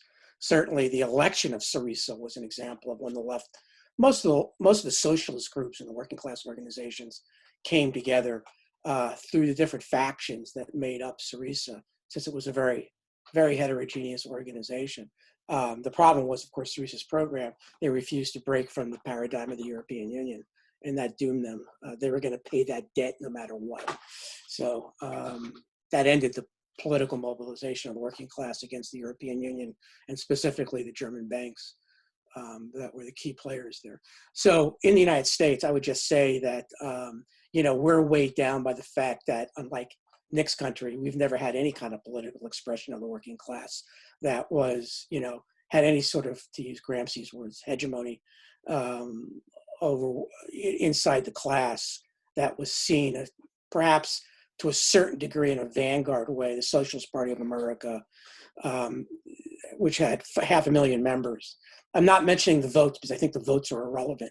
I think what's important is they organized 500,000 workers and others into the Socialist Party. That was the closest we ever came. And because of that, the capitalists have been extremely good, just like the right populists, the Peronists in Argentina and the PRI in Mexico, of co-opting all the struggles. And one of the earlier questions here related to New Deal being a way of dampening down the working class demands once they're met in part. And Nick's response was absolutely right. Instead of agreeing to the complacency that brings in, you struggle for more. You say we have this victory, now it's going for the next victory, and we haven't done, the workers' movement has not done that historically. It kind of is very much settled with any victory, and everybody goes home. And that's one of the problems. The second problem is that out of those victories, no political organization or class struggle union organization for that matter has ever really been able to move past those immediate victories. And then they become complacent. I've seen this happen in union after union that I've been in, where the class struggle just sinks any kind of ability to want to mobilize the rank and file for further class struggle. I should add to the Socialist Party of America, perhaps as important was the IWW, which truly had amazing, without having a single contract, having amazing influence on the wages and working conditions of working class Americans that went beyond just their immediate membership. So I should say that too. And they did try to do that. But capitalism in America is very strong, and it's strong. You can see it in the way that Sanders got smashed in this primary election. Just as an example within the capitalist political superstructure, when they get their shit together, the left just simply gets squashed, especially when you're playing in their playground. And so, this is one of the reasons the right is, look, I was mentioning it early on, I said the right wing was able to sort of start owning through Trump the anti-NAFTA campaign, when it was originally a left wing and union campaign against the subordination of the working class to free trade. And I will take up one thing that Nick said. I don't know why you associate free trade with internationalism, unless you mean imperialist internationalism. But free trade is one of the worst things that can ever exist for the working class, since it pits every group of workers against another group of workers. So I don't think he meant that, but I just wanted to, you did say that. I just wanted to bring it up.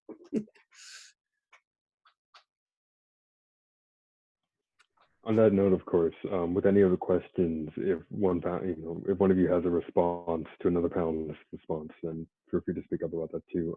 Do we have it? But in the meantime, do we have any more other responses to that question? So I guess as a reminder, that question was, why do rightist politics often seem to be so much more successful than leftist politics? Also, what's the role of utopia in relation to socialism? And I mean, is COVID-19 an opportunity for leftist politics? Yes, it is. It is. Things are possible now that weren't possible 6 months ago. Nobody has talked about the idea of wage support or guaranteed minimum income. The idea of socialized medicine is important, but I think the most important thing is that various forms of social experimentation expand the idea of what's possible more rapidly than they expand the probability that these things will happen. And I think that a lot of political energy is created when possibilities are opening faster than probabilities. I think probabilities are exaggerated in capital, and when probabilities are exaggerated because possibilities emerge. This is a moment for such things, quite possibly. It's also a moment for shock doctrine capitalism and for repression and surveillance. And there will be and should be resistance to that.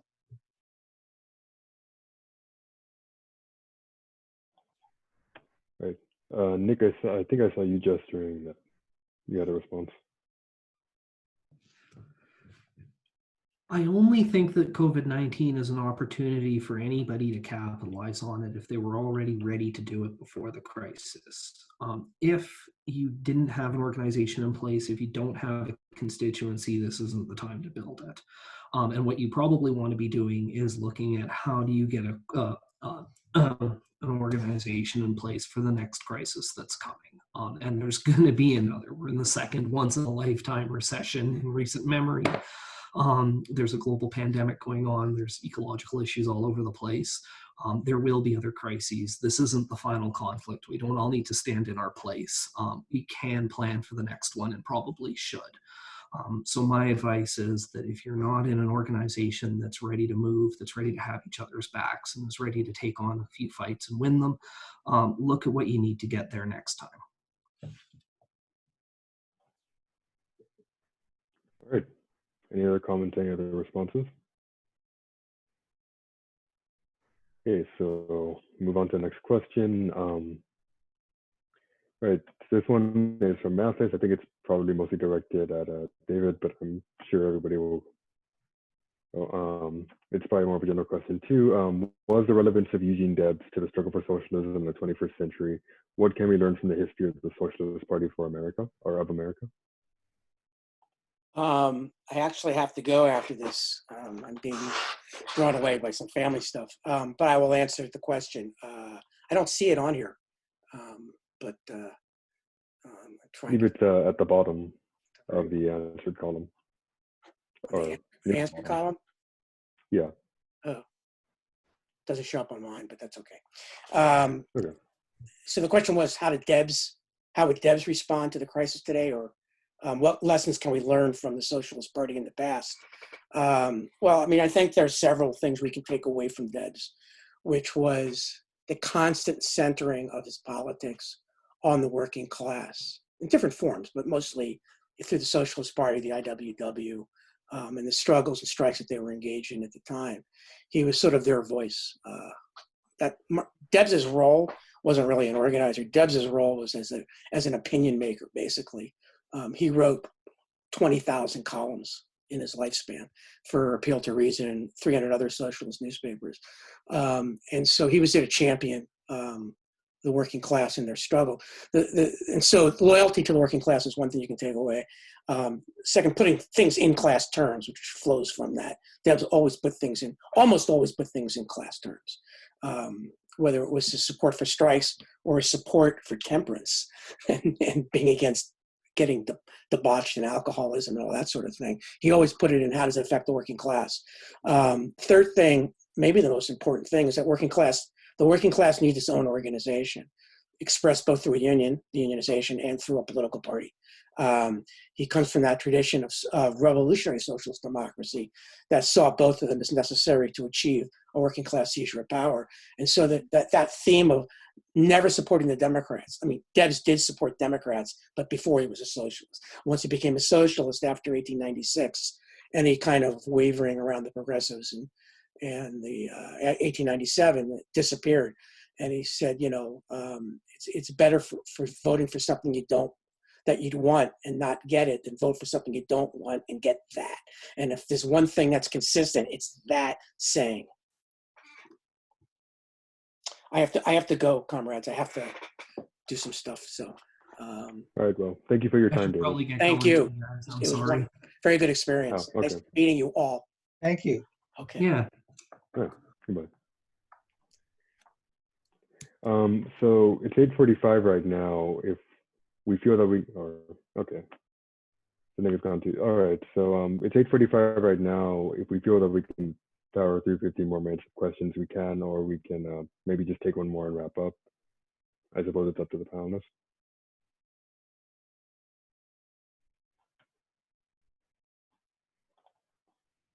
Yeah, I'm fine with either. I can go 15 more minutes. Not a big deal.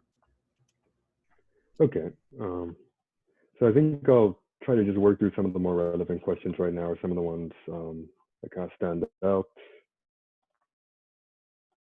Find one.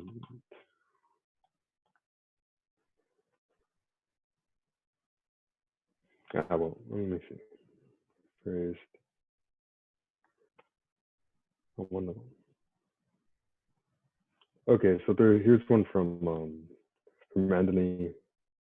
He says, on one level, there seems to be a big difference between Bob and the other panelists, but I wondered what people thought of his point, which I took to be that there is a cost to avoiding socialism, and this means what socialism is in the 21st century is not only has to deal with the compounded avoidance, but how this avoidance changes the problem. Do other panelists agree what has changed?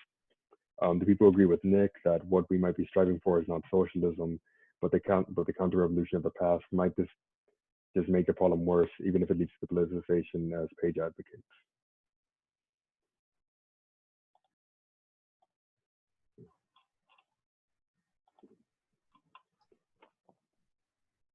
So I guess maybe to cut down that point, to cut down the question a bit, with socialism in the 21st century, how is it relating to capitalism, and in regards to what people are pushing for right now, which would be social democracy?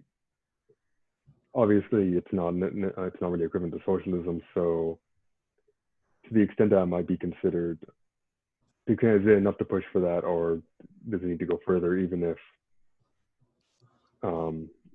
especially considering the politicization that can often lead to.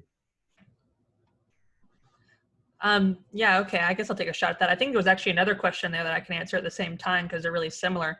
In that, does advocating for social democracy right now help us get to socialism tomorrow? Or is that part of the same road to the final destination of socialism?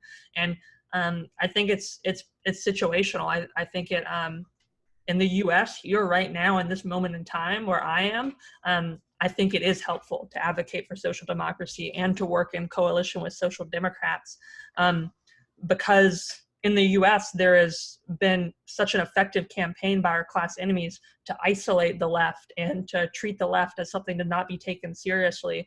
And, I mean, the left, sorry, it's such an ambiguous term, but to treat non-capitalist and further left, anti-capitalist, Marxist and further left, anarchist and the like, as something to be dismissed and not taken seriously. That campaign has been so effective that we're not going to reach anybody if we don't advocate for the policies that are popular with the working class in this country. And that can be really problematic. We have to engage with that in a way that is conscious of those limitations, because if we're just constantly engaging in what's popular, then how much do we lose our identity as we compromise to engage in what is popular? And also how much, on like the global scale, looking at this like from a perspective of capitalism as a global power structure, how much of the US proletariat should be leading the conversation of where we go in this leftist movement? Because really a lot of these social democratic policies are still built on the foundation of imperialism. These Scandinavian countries that have these amazing, robust healthcare systems and social safety nets are built on the wealth extracted from the global South. So if we're going to engage in that, we really need to be conscious of the limitations and the problematic power structures that we could also inadvertently support. And I really think it's a tactic, and I think it's definitely not a strategy, and it's really temporary. And, it's something that I definitely do here in my state house campaign. I'm advocating, my top priorities are an Oregon Green New Deal, our campaign finance reform, rent control, and protecting public employee pensions. None of that is socialism. But if I go out there and campaign on, killing landlords and seizing the means of production and banning and abolishing private property, then I wouldn't have the platform that I have. So I can talk about those things, and I'm very tactical in where I do talk about those things. But it's a balance, because there's plenty of people who have tried to run for the state legislature in Oregon on an explicitly Marxist and communist platform. But if working class people never hear that message, then it's not really effective. So we definitely got to be really careful with working in coalition with social democrats, I think.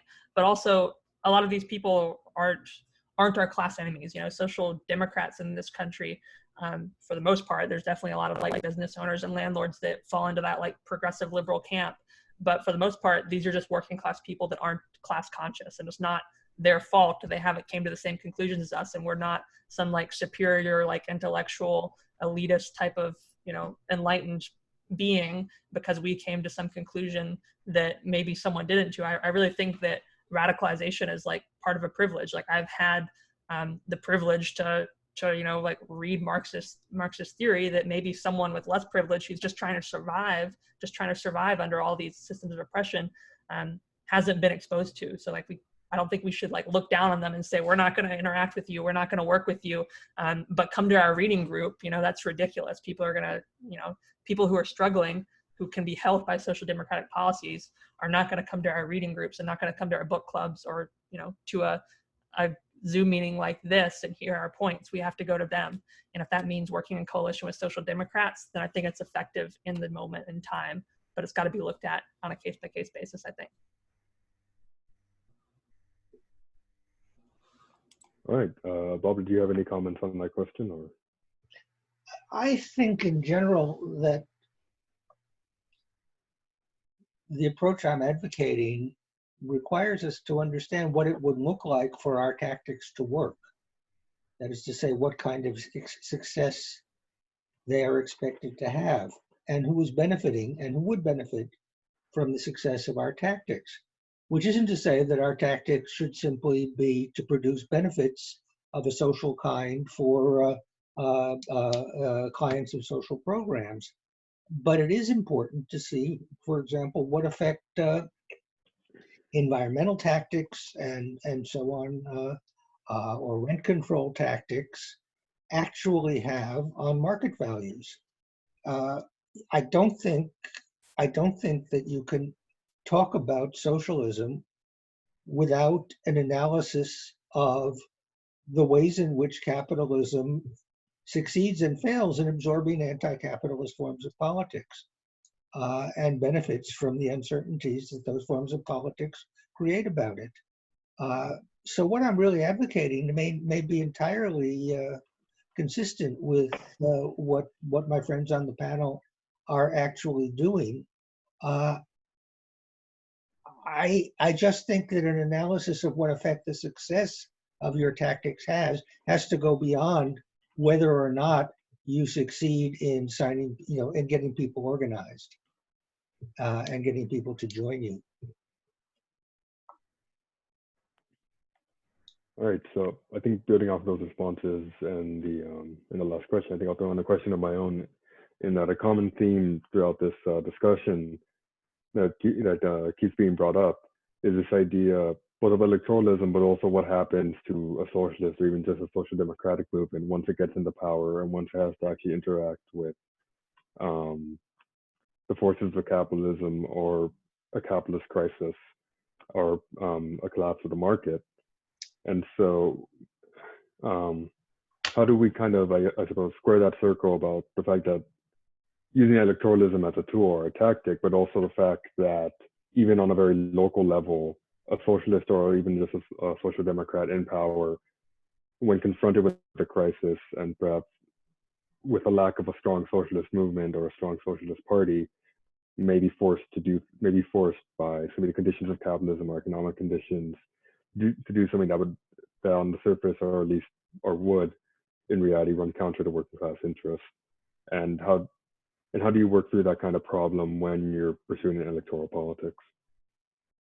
Well, insofar as that's a question for me, and I think others may have different answers, the first question you have to ask, if you're talking about SYRIZA in power or Podemos power or whatever, is whether what you want is to bring on a liquidity crisis, whether that will be a form of success or whether that will bring about your failure, or whether what you want is for people to be afraid to bring about, to threaten a liquidity crisis.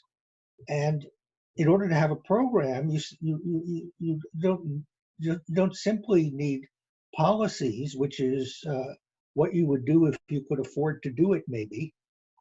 What you need is a way of benefiting from the liquidity crisis that you want to bring on. I mean, what you have to understand is that this is a form of power, and it's a form of power that is usually used to defeat us. And it's a form of harness.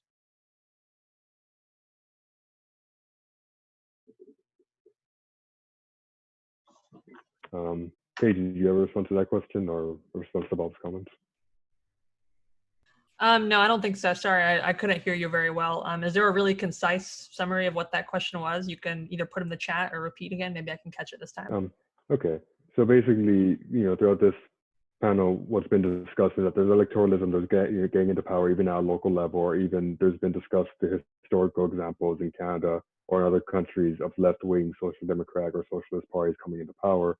But then there's a crisis in capitalism or problem with capitalism might force those parties to lay off workers or to do other things that run counter to working class interests. So what should the relationship of a socialist party be in relationship to gaining that kind of power or being elected, when the reality is that they may very well be faced with the position of having to lay off workers or other things counter to working class interests? Yeah, that's a really, really tough position to be in. And it's also not just like, that's also a question that I think has come up a lot in local political discourse in my work is, should we run socialists for executive office positions within like a capitalist state? Should we be running socialists for small town mayors' offices? Because the mayor is also, in most cities, depending on the form of government, is also the executive in charge of the police. And the police are a really inherently oppressive system or a really oppressive manifestation of a couple of different horrible power structures. So should socialists be in charge of the police? What do working class people think of socialists when they see us now being in charge of the police? And like, can we dismantle those power structures while also like within the framework of the state, within the legal framework that you have to operate in within electoralism and holding office, because the U.S. Constitution is, gonna stop us from abolishing private capital if we get elected, if we elect a supermajority in state legislators and a governor, so that's really hard. And I think you have to have the other side of that mass movement to back it up. Because when you go in, if you're going to run for executive positions, I don't think right now, I don't think most socialists or democratic socialists should be running for executive positions in this country. But if you're going to do it, I think you have to have that mass movement to back it up, to when the courts say, no, you cannot abolish the police, or no, you cannot abolish prisons, or no, you cannot abolish capital, then do you have the people power and the movement built to say, well, we're going to do it anyway and you can't stop us? And that has to be built up through other organizing. So we cannot focus exclusively on electoralism for trying to achieve that goal. But electoralism can also help the other tactics that will get us to build that movement. So it's really difficult. I don't think that's a great answer, but I don't think we're super ready to address that if we were to come into power right now on the left, because I don't think we have that massive movement that can be very easily directed at one thing, in this country here in America. It's not built yet. All right. I think we can bring in another question. This one is from William. He asked, in what ways are the sectarian left an impediment for socialist movements? Does talk of orthodox Marxism create more confusion than help build socialist organizations?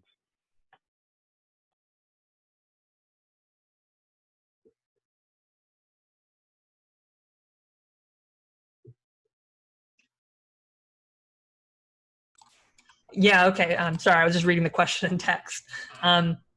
I think a lot of that sectarianism is definitely a huge impediment. And talking about Marxism, especially in really academic terms like we're doing here, is like something I would never do out in the public or go on like the radio or go on TV and talk about, Marxism in this way, I think you have to talk and use language within the constraints of what is politically acceptable in the discourse. That's why we can use dog whistles on the left, like we can use dog whistles for socialism, we can use dog whistles for Marxist terms. We don't have to be confined by the vocabulary of 19th century political theorists. And we can still talk about the same exact things. And that's like a comms strategy that's like a comms tactic question of, what is the value of this type of vocabulary within our political messaging with the general public? And I think there's like almost none. It's important to have that stuff. We can have these discussions right now, and especially like among leftist spaces like this. But when we go out and we talk to the public and make things that are meant to be digested by the public, which there probably is people in here who are not consider themselves leftists, who are listening to me like, what the hell is this woman talking about? But yeah, in general, I would consider this like a leftist space where we're talking in this academic context. And as far as sectarianism goes, like, I mean, I think most like mature organizers know that that sectarianism between anarchist and Marxist and in America and the like imperial core of the largest capitalist hegemon in the world is, you know, ridiculous and counterproductive. And I don't know how it is in other places, but here in Portland and in my organizing and in a couple other places, like I've organized in like Colorado Springs and stuff, I think we are on the left here in America are slowly learning to get past that. You know, like the Twitter fights you see between anarchists and like Chapo Trap House podcasters are not representative of real work that's going on in our communities by organizers. And I don't think that the general public knows about or cares about disputes on Twitter between leftists. You know, who cares? All right. Bob, any comments on that question? I think there are two dimensions to this. One is whether Marxism is useful, divisive, alienating as a political identity or as a style. The other is whether we need an analysis of capitalism that accounts for how it's changed. And I think we do. Okay. So we actually have a question for Bob specifically. Colin asked, how do you see the left addressing finance capital? What has prevented the left from taking up finance capital as a problematic in the way you see it? I think Marxist sectarianism. I think there needs to be a Marxist inflected engagement with the kind of power that finance is. Okay. So, I mean, do you want to clarify exactly how the left should address finance capital in terms of either strategy or tactics or just a position? I think that the left needs to understand that the mechanism of accumulation, the logic of accumulation, is a logic that is as important as the logic of production, that the age of industrialization was a convergence of those two logics, in which accumulation took the form of investing in the means of production, and that Marxism is an analysis of that convergence. But that essentially what was going on was the production of financial assets alongside the production of commodities, and not necessarily confined to the production of commodities. And that's what we have today. So we need an analysis, not merely of the ways in which the production of commodities employs the people who would be the market for those commodities. We need an analysis of the ways in which value is accumulated by creating assets out of forms of social control, social surveillance, and social datafication that have not typically figured in conventional analyses based on Marx that follow his style more than they follow his method. Okay. We have a question for Paige, which asks, if the Democratic Party is always going to be hostile to socialists and even moderate social democrats, and we need to work there only because that's where working people are, in order to lead people away from it, why not socialists work within the Republican Party as well?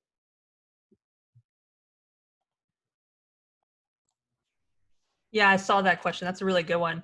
I think in theory that could be possible and useful. I can't think off the top of my head any like situations off the top of my head where we should do that. But if you're looking at the local level and you see that the only way to get any kind of platform or to be taken seriously at all by working class people is to run an electoral campaign as a Republican, then I would say go for it, but be really, really careful, because the Republican Party has a reputation and the Democratic Party doesn't. And the Democratic Party probably deserves the same reputation, but I think among the general public in the US, it doesn't have it. And that reputation is that the Republican Party is the party of bigotry and the party of racism and concentration camps and the party of war and imperialism. And obviously the Democratic Party does all those things too. But if you're gonna run as a Republican in a community that, you know, because I hear this often in the South, you know, like I grew up in North Carolina and in a red county that Republicans win by 40 points all the time. But if you're going to run, you know, in the South and as a Republican in a community with a large, with a large, you know, Black community or a large immigrant community or a large LGBT community as a Republican, then you got to know that you're going to burn all that trust and not be taken seriously by those groups. So if you're running a cishet white man as a Republican in the South, and you want to have outreach to communities that aren't just cishet white men, like you're going to burn all that trust if you had any in the first place with those communities. So I don't know if it's possible anywhere, but I guess in theory, it could be useful if you do that analysis and know the risks. I think when you're talking about a party, you're talking in part about its social base, what its social base is and how its social base could be changed. It's conceivable, as Paige says, that there are locations in which the Republican Party has a social base that would be receptive to being expanded and changed in various ways. But I do think you have to look beyond who the organizational leaders of the party are and ask whether this is a group that that provides an opportunity for political insurgencies of various kinds. The Republican Party has changed its social base. The Conservative Party in England has changed its social base. The social base of the Conservative Party in England is now what used to be the base of the Labour Party, but it's been turned from a working class into a form of native, you know, the whole north of England is becoming a kind of native reservation that needs to be supported by the Conservative Party to produce votes. You know, I do think you need a social analysis of how parties succeed in mobilizing and demobilizing various elements in society, and you need an analysis for your movement of what kind of social base your movement requires, and whether the party is a way of developing that. And I don't think you can generalize, although I think if you wanted to generalize, it's unlikely that you would join the Republican Party.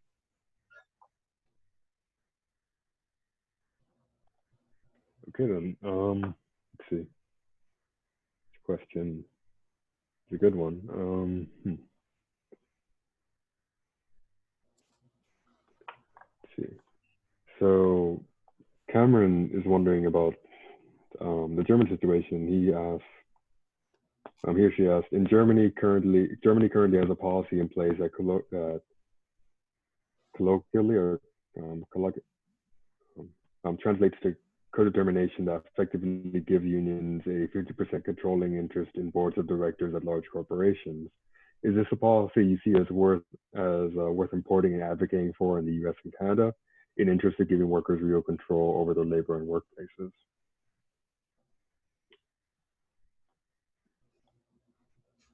I think so. I think that's a policy worth fighting for in this country. And I think this is really similar to that when I talked about at the beginning of this, when our tenants union won statewide rent control in Oregon. Like, is that transformative? Did we win socialism in that? Like, no, because if we give workers 50% control of a board of a company, it's still a company existing within the capitalist framework. And what that does is it forces workers into a conundrum of, do we act like a corporate entity and then to try to maximize our ability to survive or to make profit in this capitalist economy, and then workers become the avenue of their own oppression. Workers oppress themselves essentially because they still have to operate in this capitalist economic framework, and that's definitely like a problem. It prevents us from, I think, getting that transformative change through that method, or at least not getting that transformative change in a really timely manner.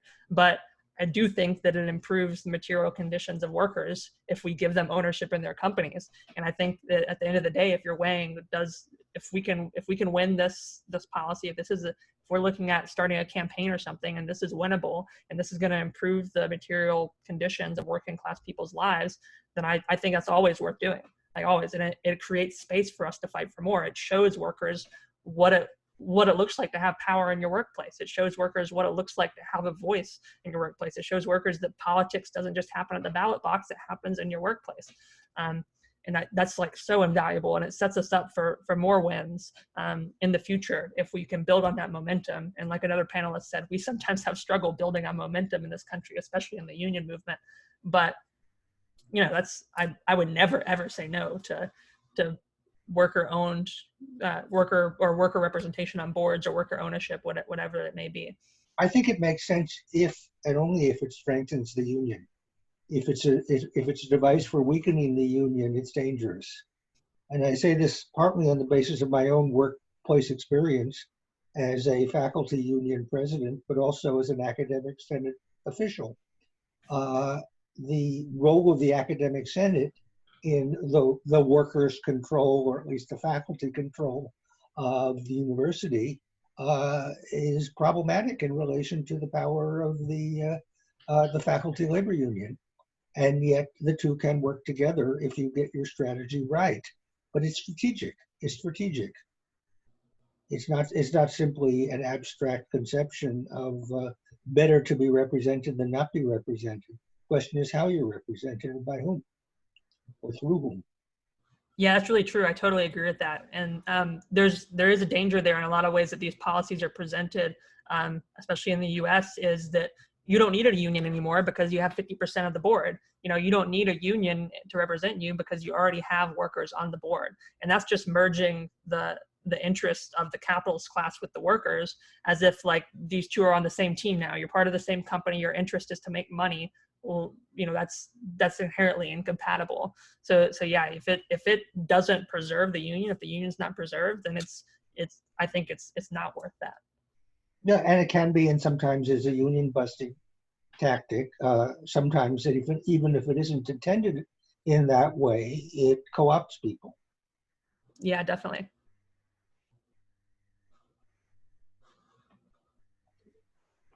Okay, so I think we're just gonna have one more question since we're already past 9.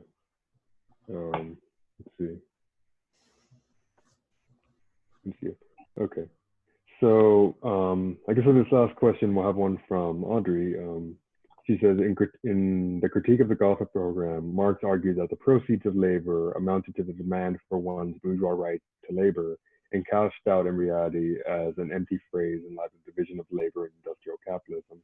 Many of the panelists seem to think that the fundamental issue of capitalism lies in redistributing value or the undiminished proceeds of labor. How does that square with Marx's understanding of capitalism as both the creation and destruction of value?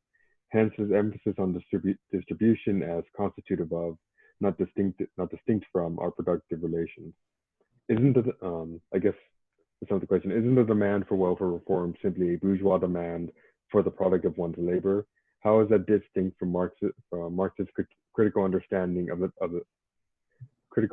that demands for labor are self-undermining, considering the crisis of value between dead and living labor? Short answer is that you need an analysis of accumulation alongside an analysis of production. The critique of the Gotha program is an argument that operates within the context of the labor market, and it's a critique of an argument, which is Ricardian socialist, that basically says people should be paid for their time, which is the left argument that Marxism always criticized. What distinguishes Marxism from other forms of radicalism, including Ricardian socialism, is its intense focus on the way in which the process of production is transformed and driven by the process of accumulation, and the ways in which particularly surplus value is preserved so that it is allowed to grow.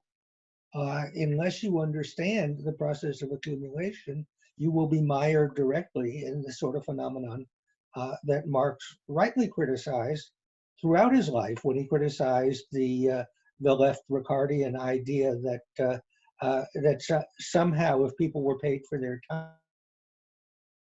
time, we wouldn't have capitalism. No, the problem with capitalism is accumulation. And accumulation is what reinforces and compounds the effects of historical injustice. And if you want to build a movement against it, that's what has to be understood. Yeah, there's also a sub-question there that I'll answer too, is the demand for welfare programs the demand for someone else's labor? And I think in imperialist countries like the US, like European countries, it definitely is, because the idea that like these welfare programs, these social democratic welfare programs are ethical, I think they can be ethical if they exist in like a closed economy in one nation. You know, if all wealth in the US was created by US labor, and then these welfare programs were there to support US workers exclusively, then it would be totally ethical because it's a demand for someone else's labor, but it's just the working class collectively sharing their own value of their labor with the most vulnerable people. But because these welfare programs are gatekept and guarded behind citizenship in an imperialist country that functions within a global imperialist economy, imperialism being the Leninist theory of imperialism, that imperialism is also an export of capital. Imperialism isn't just dropping bombs, but imperialism is a factory in the global south using labor in one country to exploit the value that that labor creates back to another country. So if you build a welfare state in an imperialist nation, then it's built on the labor of people who don't have access to that welfare state. And that's where it becomes unethical, and where socialists need to demand something more, something better, which is a worker-owned economy, fully structured to have all workers across all borders own and democratically control the value that they produce through their labor. Okay, so we actually had another question, which actually I think is good for kind of keeping in theme with this panel, which is socialism in the 21st century. So if panelists are up for it, we could also aim for that one. So, all right, I'll just take that as a yes. This one was originally for David and Paige, but I think it's kind of still relevant, which is from Anthony. He says, David and Paige seem to disagree over the concerns of the working class. David, for example, seems to imply that traditional political organizations of the working class, like the Labour Party, have lost its working class constituency over policies like Brexit. That socialists have lost the working class. Paige seems to see the resurgence of interest in socialism that might be staunchly opposed to something like Brexit. Is socialism increasingly connecting to the working class, or are socialists increasingly losing the working class?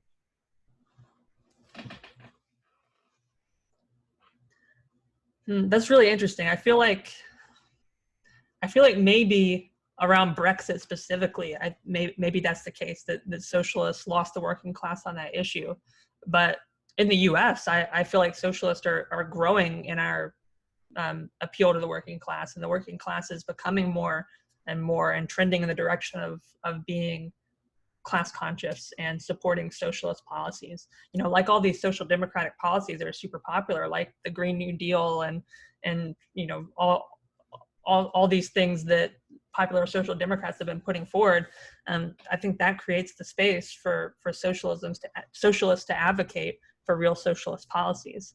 But yeah, that's definitely super interesting, because in the US we've come so far in the last couple years. You know, 10 years ago, we were in book clubs and reading groups, and you know, just this year we had a presidential candidate come in second place in the Democratic primary for president. That's a huge step forward.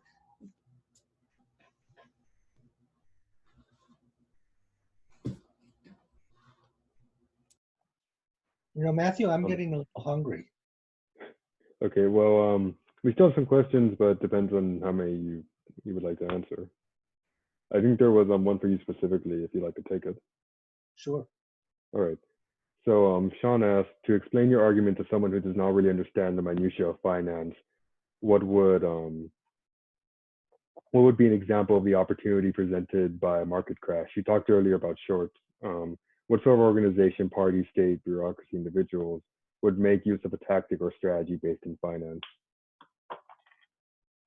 Well, I think a lot of that, some of the movements with whom I work are operating in the world of cryptocurrency and the creation of alternative coins and financial assets that allow people to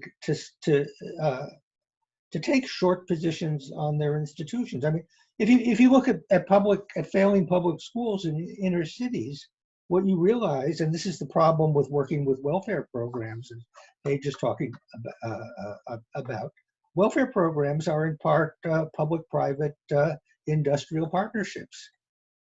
They are industries, and some of those industries are shorting the success of those programs and benefiting to some extent, perhaps even a great extent, from the activities of activist groups such as you and I would probably support, who are protesting the ways that inner city public schools are run. It is important for leftist student groups, for leftist groups organizing around issues of elementary education, for anti-gentrification, rent control groups, and I work with some of them in Chicago, where I spend part of the year, to understand that their effect on these industries that benefit from the failure of the institutions that are supposed to serve them raises the value of short positions on those institutions. And they need to figure out ways to take short positions on those institutions so that their membership benefits from their tactics and the institutions themselves. The question is how you get the institutions you're attacking to fund your attacks. Hey, thank you. I think it's 9:23. I think we got through most of the questions at least. So thank you for your time. Thank you for coming to the panel, and we really appreciate it. Okay, well, thank you very much. I enjoyed it. Nice to meet you all. Yeah, great meeting you too, Bob. Thanks so much for having me. Okay, bye. And thanks so much for everyone who came. Yes. Amazing, amazing. Y'all want to listen to us. Of course, these panels would be nothing without the audience. So, of course, we thank everybody for coming.